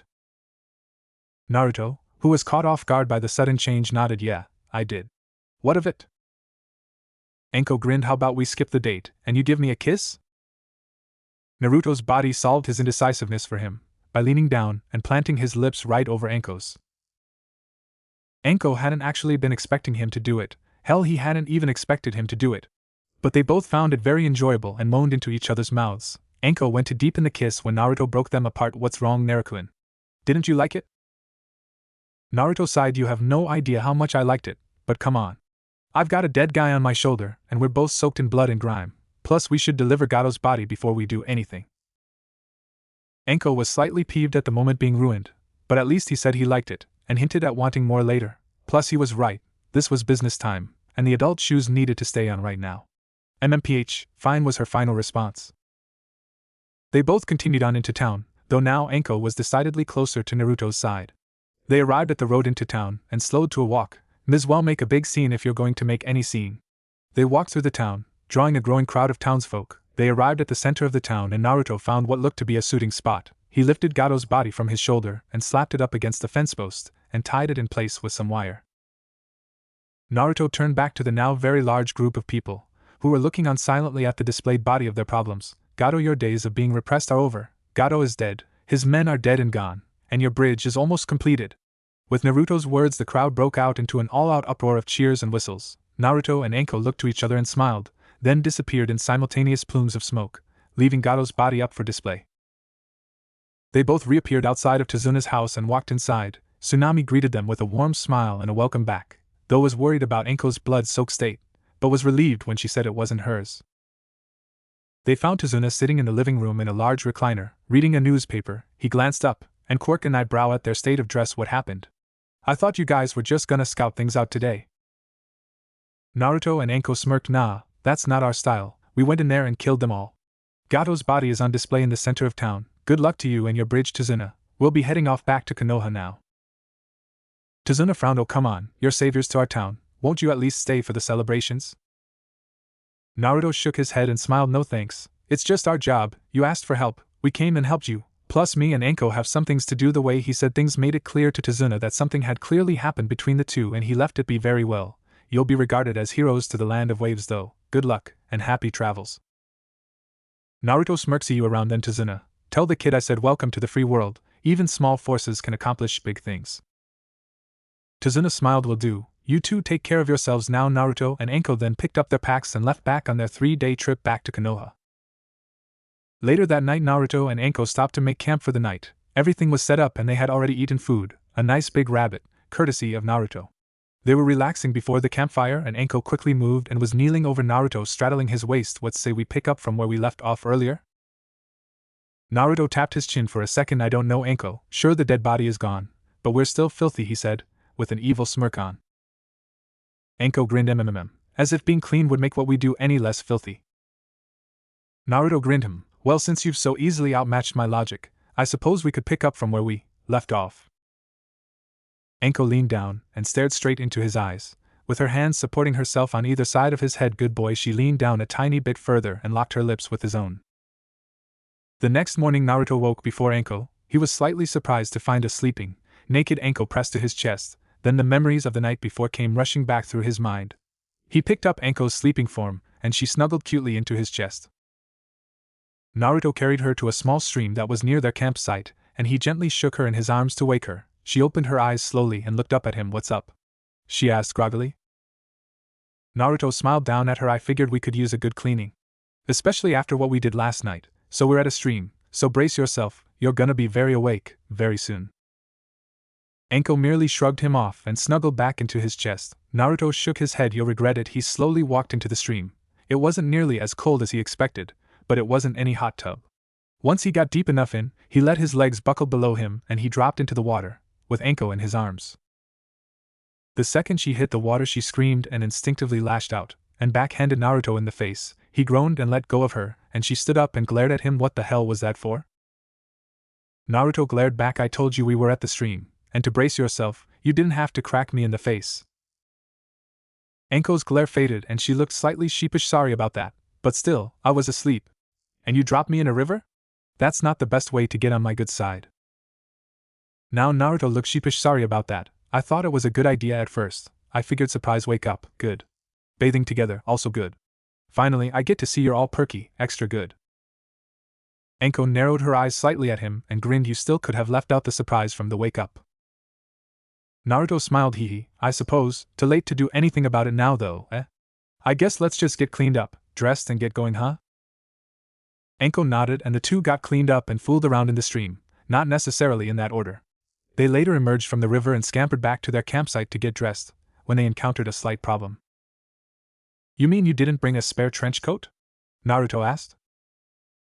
Anko shrugged. "I didn't think it would get so bloody." Naruto shook his head in disbelief. "Even so, it's the majority of your clothing. How do you not bring a spare?" "Hell, I don't even need mine and I bring a spare, which I guess you can use if you want." Naruto took out his spare trench coat and tossed it to Anko, who put it on. Sure, it was way big on her, but at least it didn't drag on the ground. They finished getting ready and Naruto made a small proposition. "Okay, here's a small idea. You get on my back and I carry you back. I can go a lot faster that way. We could get back in just a couple hours." Anko shrugged. "Sure, why not? Get back faster, and I get to ride you." She walked up behind him and jumped up and latched onto him. She swung her legs around his waist and locked them and wrapped her arms around his neck and smiled. "Okay, let's go, my foxy horse." Naruto laughed and took off towards Konoha at very high speeds. Anko was thoroughly surprised at the speed he ran at, and the fact that he was able to run like it for hours on end with no problem at all. True to his word, they arrived at Konoha a little past lunch. Anko jumped off his back while they were still out of view of the gates, but the guards still tried to give them a hard time. "Oi, Anko, you know you're wearing his coat, right? What did you guys mix up the clothes after a night of fun?" the guard asked, inciting a chuckle from the other guard. Anko smirked. "Actually no, mine got covered in blood. My wearing his coat has nothing to do with the night of wild sex." Naruto gave a good laugh and they walked through the gates, leaving a pair of sputtering chunins behind them. They walked through the village, getting a heavy dose of death glares. Either word traveled incredibly fast, or the fact that the demon and the snake whore were together was overloading the ignorant circuits in the villagers. They arrived at the Hokage's office and knocked, and received a "come in" response. They walked in and stood before the Hokage. Sarutobi was surprised when he saw Naruto walk in. He was even more surprised when Anko followed him in, wearing his trench coat. Naruto grinned. "The mission was a great success, GG. Gato and his men are dead, and his ship is even sunk. Anko killed 2 chunins and a ton of mercs, and I killed 2 jounins and a ton of mercs, and Gato." Sarutobi's eyes widened slightly. 2 jounin, really? Did you get their names? I know it's your thing. Naruto smirked. "Of course I got their names. Haku was the first one, and Zabuza Momochi was the second one." Sarutobi's eyes widened further. "You killed Zabuza Momochi?" Naruto took up a slight pose and said proudly, "Yeah, I'm just that awesome." Anko punched him playfully in the arm. "He just likes to show off that he killed one of the 7 swordsmen of the mist, don't you, Naruto-kun?" Naruto smirked. "Yep, why shouldn't I show off about it anyway, Anko-chan? He could have probably defeated any of Konoha's jounin in a one-on-one fight, and I'd beat him without getting touched." Sarutobi quirked an eyebrow. "Naruto-kun? Anko-chan? Did something happen between you two on the mission?" Anko grinned happily. Well, you could say that we're an item now. Sarutobi's eyebrows shot up. Really now? Well then 2 sets of congratulations are in order. Naruto, congratulations, as per our contract, you are now an official jounin of Konoha, and also congratulations on your new relationship. I have a small surprise for the 2 of you as well. Surprise? They both said in confusion. Sarutobi nodded yes, this was going to be just for Anko, but seeing as how you're now together, this will work just fine. The Chunin exams are coming up in 1 week. I want the 2 of you to co-proctor the 2nd exam together. Anko and Naruto looked to each other and grinned. Sounds like fun. We'll do it, they said together. Sarutobi grinned. Very well, I suppose I'll see you 2 in a week, and Anko, I like Naruto's trench coat, it looks good on you, though maybe a little more you-sized. Now you 2 stay out of trouble, you're dismissed. Naruto and Anko disappeared in twin plumes of smoke. Naruto had no reason to be a show-off. They both reappeared in the Jounin lounge, and Anko quirked an eyebrow at Naruto. How did you get here? You've never been here before. Naruto grinned. I followed you, your chakra trail to be specific. Anko's eyes shot up slightly. I wasn't aware that I left one. Naruto snickered. Most people don't know of it, and most people can't sense it. Fewer can track it. It was then that they noticed they were not alone in the lounge. In fact, every single Jounin sensei was present, even Mato guy, and they were all looking at them. Naruto looked at all the stares they were getting. What the hell are you all looking at? He finally asked. Asuma answered. For everyone else, we're looking at you. Why are you here? This is the Jounin lounge, you're a genin. Naruto scoffed. PSSH, you sir, are looking at the youngest person to ever make Jounin. I'd like a little bit more respect from my colleagues, if it's not asking too much. Kurenai jumped up from the couch she was sitting on. So, you completed your mission then, Naruto? She had noticed Anko's trench coat, along with everyone else. Naruto grinned. Of course we completed the mission. Me and Anko-chan completely destroyed them. Poor fools never saw what hit them until it was too late, and they all were doomed. Kurenai looked to Naruto's vest and noticed no new names or marks. Well, no one new has been added to your vest. That's good that you didn't kill anyone. Naruto's grin changed to a smirk. No, I just haven't gotten a chance to add them all yet. Anko-chan bagged herself 2 Chunins and Kami knows how many mercenaries. I bagged 2 Jounins and my own handful of mercenaries. Everyone was shocked. Killing 2 Jounins on his mission wasn't something to scoff at, and Asuma decided to break the tension. So, what's with the coat, Anko? You and the kid get mixed up after a night of hot lovin'? Naruto glanced at Asuma, and Anko grinned. Why does everyone keep asking that? No, my wearing his coat has nothing to do with the night of hot sex, mine just got bloody. Everyone in the room face vaulted, and Kakashi decided to fix the problem. Anko, you know, the way you answered that makes it sound like you actually did have sex. Anko smiled. Your point is? Now that sent everyone for a loop and Kurenai gasped. Anko, you didn't? Naruto smirked. At least it was fun being around them as a jounin. Yeah, we did, and it was so good, he added. With Naruto's confirmation, it had officially become too much info, and the subject needed a dire changing, and Kakashi came to the rescue once again. So, Naruto, you've made jounin already, huh? What are you going to do now? Besides that. Naruto smirked. Sarutobi asked me and Anko-chan to co-proctor the exams next week, so we'll be doing that, I suppose. Kakashi's eye widened slightly. Really now, which exam? Second, Naruto and Anko replied at the same time. Asuma and Kakashi snickered. Well, you guys should do well. The second exams is all about pitting the teams against each other and getting them all riled up. You guys will probably be great at that. Naruto and Anko looked to each other and grinned. That's so? I guess we should head out. Got to plan how to startle the children, but Kurenai, I have a request for you, Naruto said. Kurenai quirked an eyebrow. Really? What is it? Don't let Hinata and Kiba know I'm back from my mission. Tell them some kind of story about how they can take the exams without me. Now that I'm a joun in a 2-man cell, we'll have no problem getting in. So could you do that for me?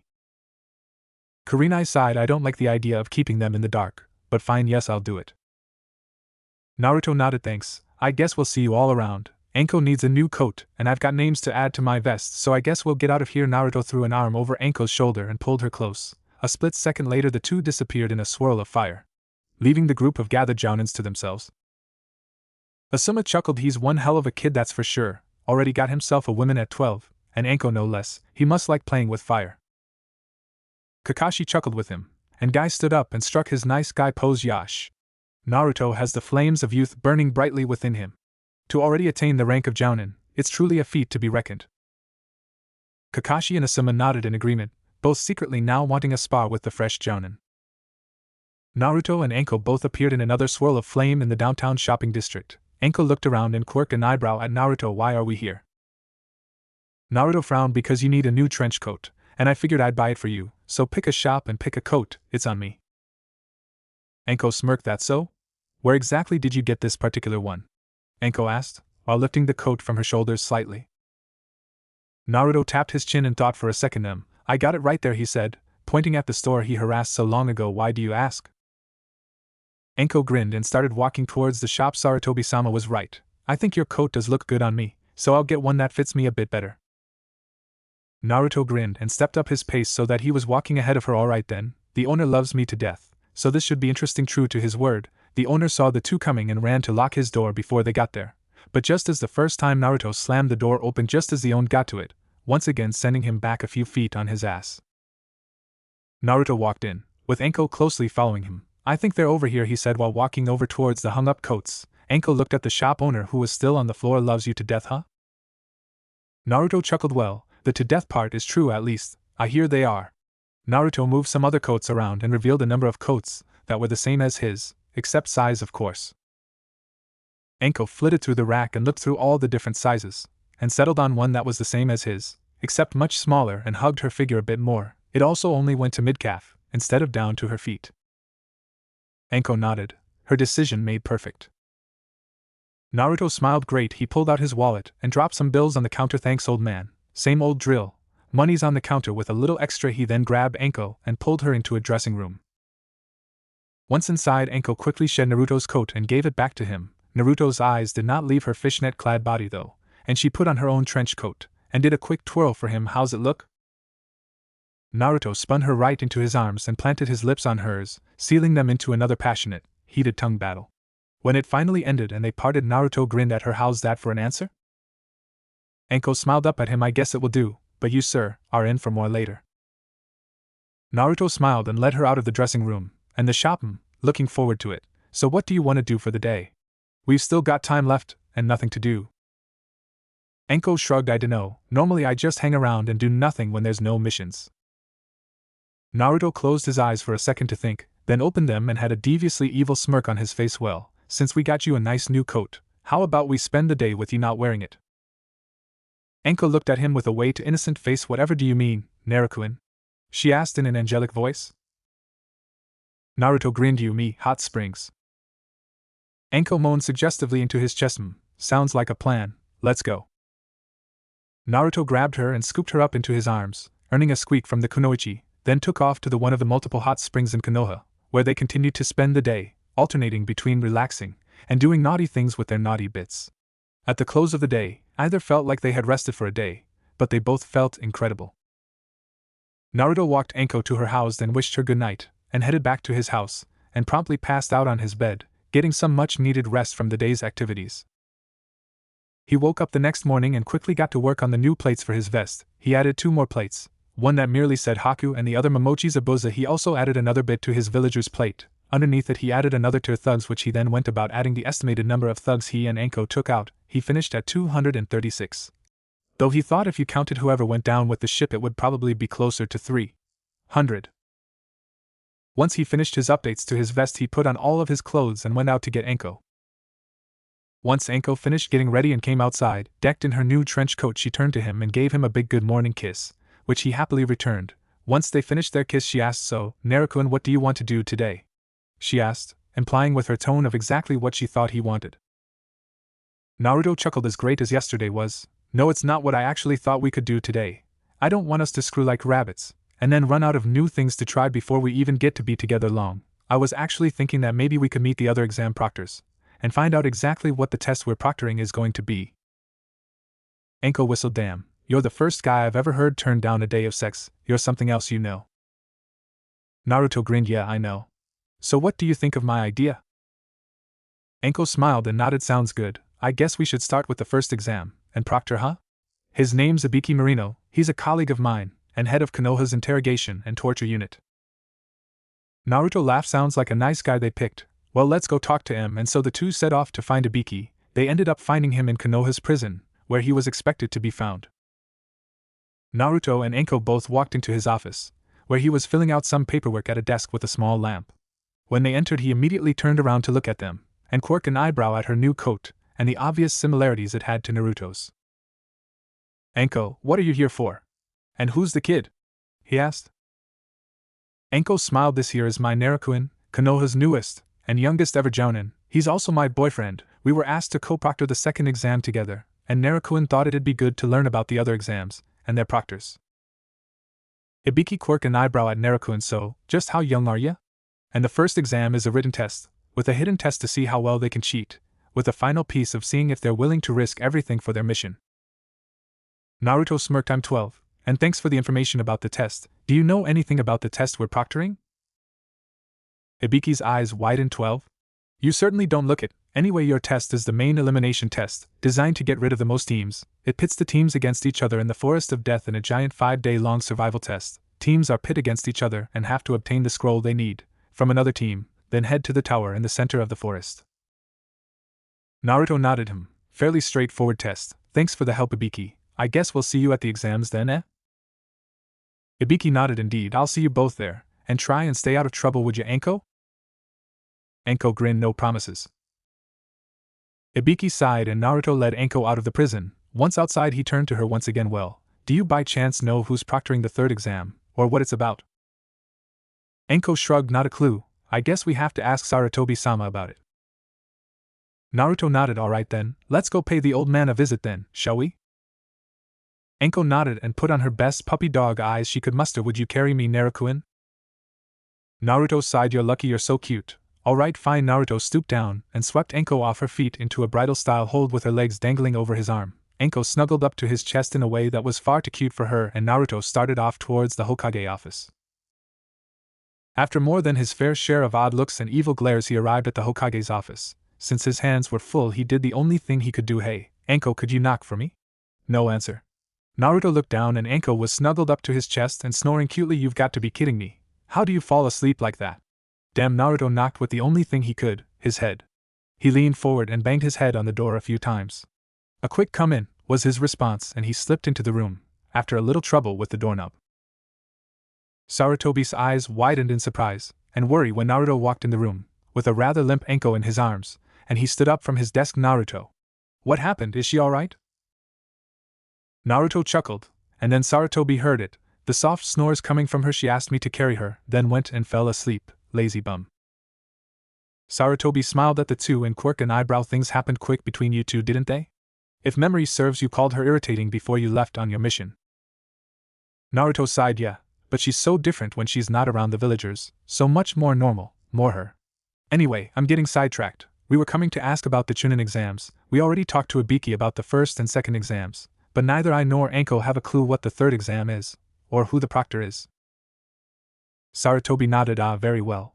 The third exam is a free-for-all tournament, genin against genin. The winners from the second exam will go forward and fight against each other in single battles to determine the winners, and to put on a show for all the spectators that will be gathered in the arena. The proctor for the exam is Hate, another jounin who specializes in kenjutsu." Naruto nodded, taking in all the information. "I have a question though, Gigi. What exactly are Anko and I's roles? I understand the need for Ibiki and Hate to monitor their exams, but what are me and Anko for? They're all going to be going at it free for all in the Forest of Death." Sarutobi sighed. "Truth be told, you and Anko have the most important job among the proctors. You see, if anyone pays someone to take out a team of genin, they will do it during the second exam. Your jobs are actually to protect the genin from any external or internal threats." Naruto quirked an eyebrow. "Internal threats? Such as?" Sarutobi sighed again. "The Kazekage's 3 children are entered in the exam as a team, but his youngest son, Gaara. He is a Jinchuriki like yourself. He contains the Ichibi, and if anything happens where he somehow uses its power, we're gonna need you to stop him. I'm actually going to assign you a small mission. From this point on, I'd like you to tail the Sand Genin at a distance and keep an eye on them and see what they're up to, and if they get in any trouble, help them out, or stop it if they're the cause." Naruto sighed. "Damn, here I was hoping for some nice relaxation with my new girlfriend. Damn." Naruto gently shook Anko in his arms, and she opened her eyes sleepily and yawned. "What's up, Naruto-in?" Naruto sighed. "Gigi gave me a mission, so you're gonna have to get back to your place on your own. I have to tail some kids around town until the exams." Anko narrowed her eyes slightly at Sarutobi, but made no comment. "Fine, but we are getting some time alone between now and the exams, understood?" Naruto gulped and nodded. Now he knew why Shikamaru always called women troublesome, But at least this was a good trouble, not bad. Naruto set Enko down on her own feet, then leaned down and kissed her. I'll see you later then, I'd better get to tracking them. Naruto then disappeared in a plume of smoke, and Enko turned to leave when Sarutobi called out to her. Enko, I would actually like to speak with you for a moment. Enko sighed and closed the door that she just pulled open. She turned around and looked him in the eyes. What's up? Sarutobi sighed. It's about you and Naruto. He's 7 years younger than you. Don't you think that's a bit much? Enko didn't hesitate in the slightest. No. Sarutobi sighed deeper. It seemed he was doing it a lot lately. Enko, don't you think you and Naruto should seek people more of your own ages? Naruto needs to be with someone who goes through things with him, not before him. Enko frowned. Have you looked at him at all, Hokage-sama? He's not a child. He's mature beyond his age, probably beyond my age, and he definitely skipped a few years in the development department. He's only 12 by a technicality. The boy is not 12 in any true state, physical or mental, and no one can understand the other one of us as much as the other can. I like him. It's like we were made for each other. Two people who've been treated like garbage our whole lives. Now we both have someone who knows exactly what we've been through, who can truly understand what we've seen and felt, who gives a damn if I'm older than him. He doesn't care, and neither do I. I know this is insubordination, but honestly I think you should stay out of our relationship, sir. Sarutobi nearly choked on his pipe. Normally Enko never, ever, talked back to him, and she was always polite, if a bit different to him. Sarutobi cleared his throat. Well, I can see you're very serious about this, and I suppose that's all I really needed to know. I just didn't want you to use Naruto. I know you've done it to other men before, and I wasn't sure how Naruto would take something like that. Enko sighed. If that was all then, I'll be going home now. Sarutobi nodded and she left his office. Naruto sighed as he jumped from roof to roof looking for the 3 sand genin. He could have been spending time with Enko, but now he got to babysit some brats from another village. He was brought from his musing as he heard someone cry out for help from one of the alleys he passed over. He decided to investigate, and he dropped down to take a look, and lo and behold 2 out of 3 of the sand genin were there, harassing Konohamaru. Sarutobi's grandson of all people. The boy of the 2, who was dressed in a strange black jumpsuit with cat ears, was lifting Konohamaru off the ground by his collar and shaking him, saying something about teaching him a lesson. Naruto sighed. Here we go. Naruto dropped down into the alley and landed behind the boy in black and had his arm around his neck in a powerful hold. Before he could do anything, he instantly dropped Konohamaru and Naruto hissed in his ear, how many places should I snap your neck for attacking him? A citizen of Konoha, and the Hokage's grandson no less, you are a very stupid genin. The girl of the 2, who was dressed in a purple-pink colored battle kimono, quickly spoke. Please. He was just messing around, he wasn't going to actually hurt the kid, were you, Kankuro? Kankuro shook his head as best as he could in Naruto's grip, which wasn't much. I wasn't gonna hurt him, I swear. Naruto sighed and tossed him back on his ass next to the girl. Yeah, I so believe that, you would have kicked his ass if I wasn't around. Kankuro rubbed his neck and glared at Naruto. Who are you? You're good. Naruto smirked. I'm no one for you to be concerned with. Just know that I am no one to be trifled with. I could be your best friend or worst nightmare, that's up to you. Just remember this the next time you decide to be stupid, you never know who could be watching, waiting to kill you for a stupid mistake. Suddenly Naruto was hit with the smell of a raccoon, an evil chakra. Naruto smirked. Ah, Gaara, you finally appear. Good to see. The Ichibi's container has some skills, even for being a genin. Kankuro, and the girl's eyes widened. They hadn't even felt Gaara's appearance, yet this kid did.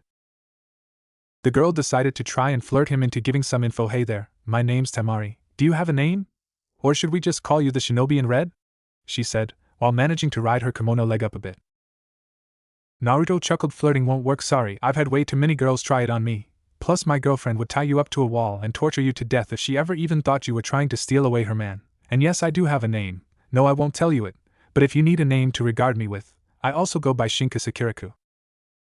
Temari quirked an eyebrow. Crimson Slaughter? That's a cheerful name to go by. Naruto smirked. You don't kill hundreds of people and then go around being called the fluffy fox. It just doesn't work. Anyway, I've got better things to do, so enjoy yourselves until the exams, and don't get in any trouble. You never know who might be passing by. Naruto then grabbed Konohamaru and disappeared in a swirl of fire. He dropped Konohamaru off in Sarutobi's office without saying a word and got back to the alley just in time to see the group of 3 start to leave, so he followed them from a distance.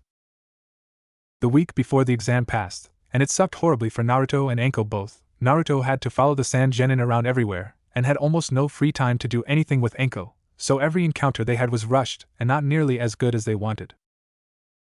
Naruto was so happy when the Sand siblings finally walked into the academy for the first section. He had over an hour and a half to relax with Enko, and not so much relax. They knew they didn't have an exceptionally long amount of time, so they spent about 10 minutes setting up their entrance at the end of the first exam, and then spent the rest of their time half naked, making out and grinding on each other. Their alone time was over far too quickly, and they threw whatever clothes back on that they had taken off. They stood at their positions ready and waiting for Ibiki to finish his speech to the Chunin hopefuls. Inside the room, Ibiki just finished wrapping up his speech about the importance of the 10th question when a black and red blur smashed through the window on the right. Half a second later another blur smashed through the window on the left. 2 kunai were thrown and a banner was pinned to the ceiling that read second exams are now beginning, get ready for pain. The 2 blurs stopped in the center of the room, revealing Naruto standing there at his full height in his full gear. Enko was perched on his right shoulder, dangling her legs in front of him, wearing her matching red and black flame trench coat. Naruto began, Uzumaki Naruto Enko continued, and Mitarashi Enko they joined together and spoke at the same time, and we're the proctors for the second exam, get ready for hell. A series of whispers ushered through the rookie 9 populace, and Kiba jumped up and shouted, "Oh, Naruto. What the fuck? I thought you were on a mission." Naruto grinned. "Calm yourself, Kiba. I told Kurenai to tell you I wasn't back, and to take the exams alone. I didn't want to tell you guys I'd been promoted to Jounin." Kiba's jaw dropped. "You're a Jounin already? You're only 12 though, isn't that some kind of record?" Naruto's grin grew. "Yeah, it is. Youngest Jounin ever, in any village. Enough of this chit-chat though, we have an exam to run here. Enkoheim, you may proceed." Naruto had taken to calling Enkoheim since it annoyed her as much as her calling him Naruto did. Ibiki chuckled. "I was unaware that you were a princess now, Enko." Enko growled. "You'll be getting payback for that tonight, Naruto." Naruto sighed. "Thanks, Ibiki. Remind me to kick your ass next time I see ya on with the exams. Follow us to training ground 44, get there in 20 minutes or you fail." Naruto dropped Enko from his shoulder, which earned a squeak that made him want to giggle. He caught her in a bridal-style hold and took off out the window, out towards the forest of death. While on the way over to the grounds, Naruto looked down at Enko. "Did you really have to call me Naruto in front of all of them? We're supposed to be badasses, not lovey-dovey shinobi." Enko grinned. "Well, did you have to call me Haim? I have a reputation to keep, you know." Naruto smirked. "All right, I'm sorry. Say we call it a truce?" Enko shook her head, surprising Naruto. "Nope. But you can make it up to me later." This caused Naruto to break out into a full-blown laugh, and he almost smashed them both right into a tree because of it. "Do you only think about sex?" he asked. Enko smiled sweetly. "Only when you're around." Naruto chuckled and continued heading towards the forest of death at his breakneck speed that no one could even hope to match, so it wasn't a surprise when he got to the forest in no time flat. He set Enko down on her feet and looked around. "Well, there's no one around, and no genin will probably show up for at least 5 minutes, so we could make out." Enko licked her lips and smiled evilly at him. "Sounds good to me." Naruto growled seductively at her, and Enko backed up against the fence surrounding the forest. Naruto prowled up to her and placed his hands on the fence on either side of her head, and he slowly drew his face closer and closer to hers. He looked into her gray eyes one last time before diving into her mouth. They kissed passionately for a moment before quickly parting their lips and moving on to second stage, their customary battle of the tongues, darting around, circling around one another, dipping from one mouth to another, swapping saliva like the best of them. They proceeded to get caught up in the heat of things, and Naruto broke the kiss and started to trail kisses down her neck to her collarbone as he messaged her left breast through the trench coat, eliciting a delightful moan from Enko that made him want to rip her clothes off and take her right then and there. But they froze when they heard someone clear their throat from behind Naruto. Naruto turned to look, and Enko opened her eyes, which she had screwed shut during the kiss, and standing behind them was a large majority of the genin populace. Naruto grumbled about nosy genin and helped Enko up. Once they had straightened themselves out a bit, they turned back to the genin. "Since you had so much time to be nosy and intrusive,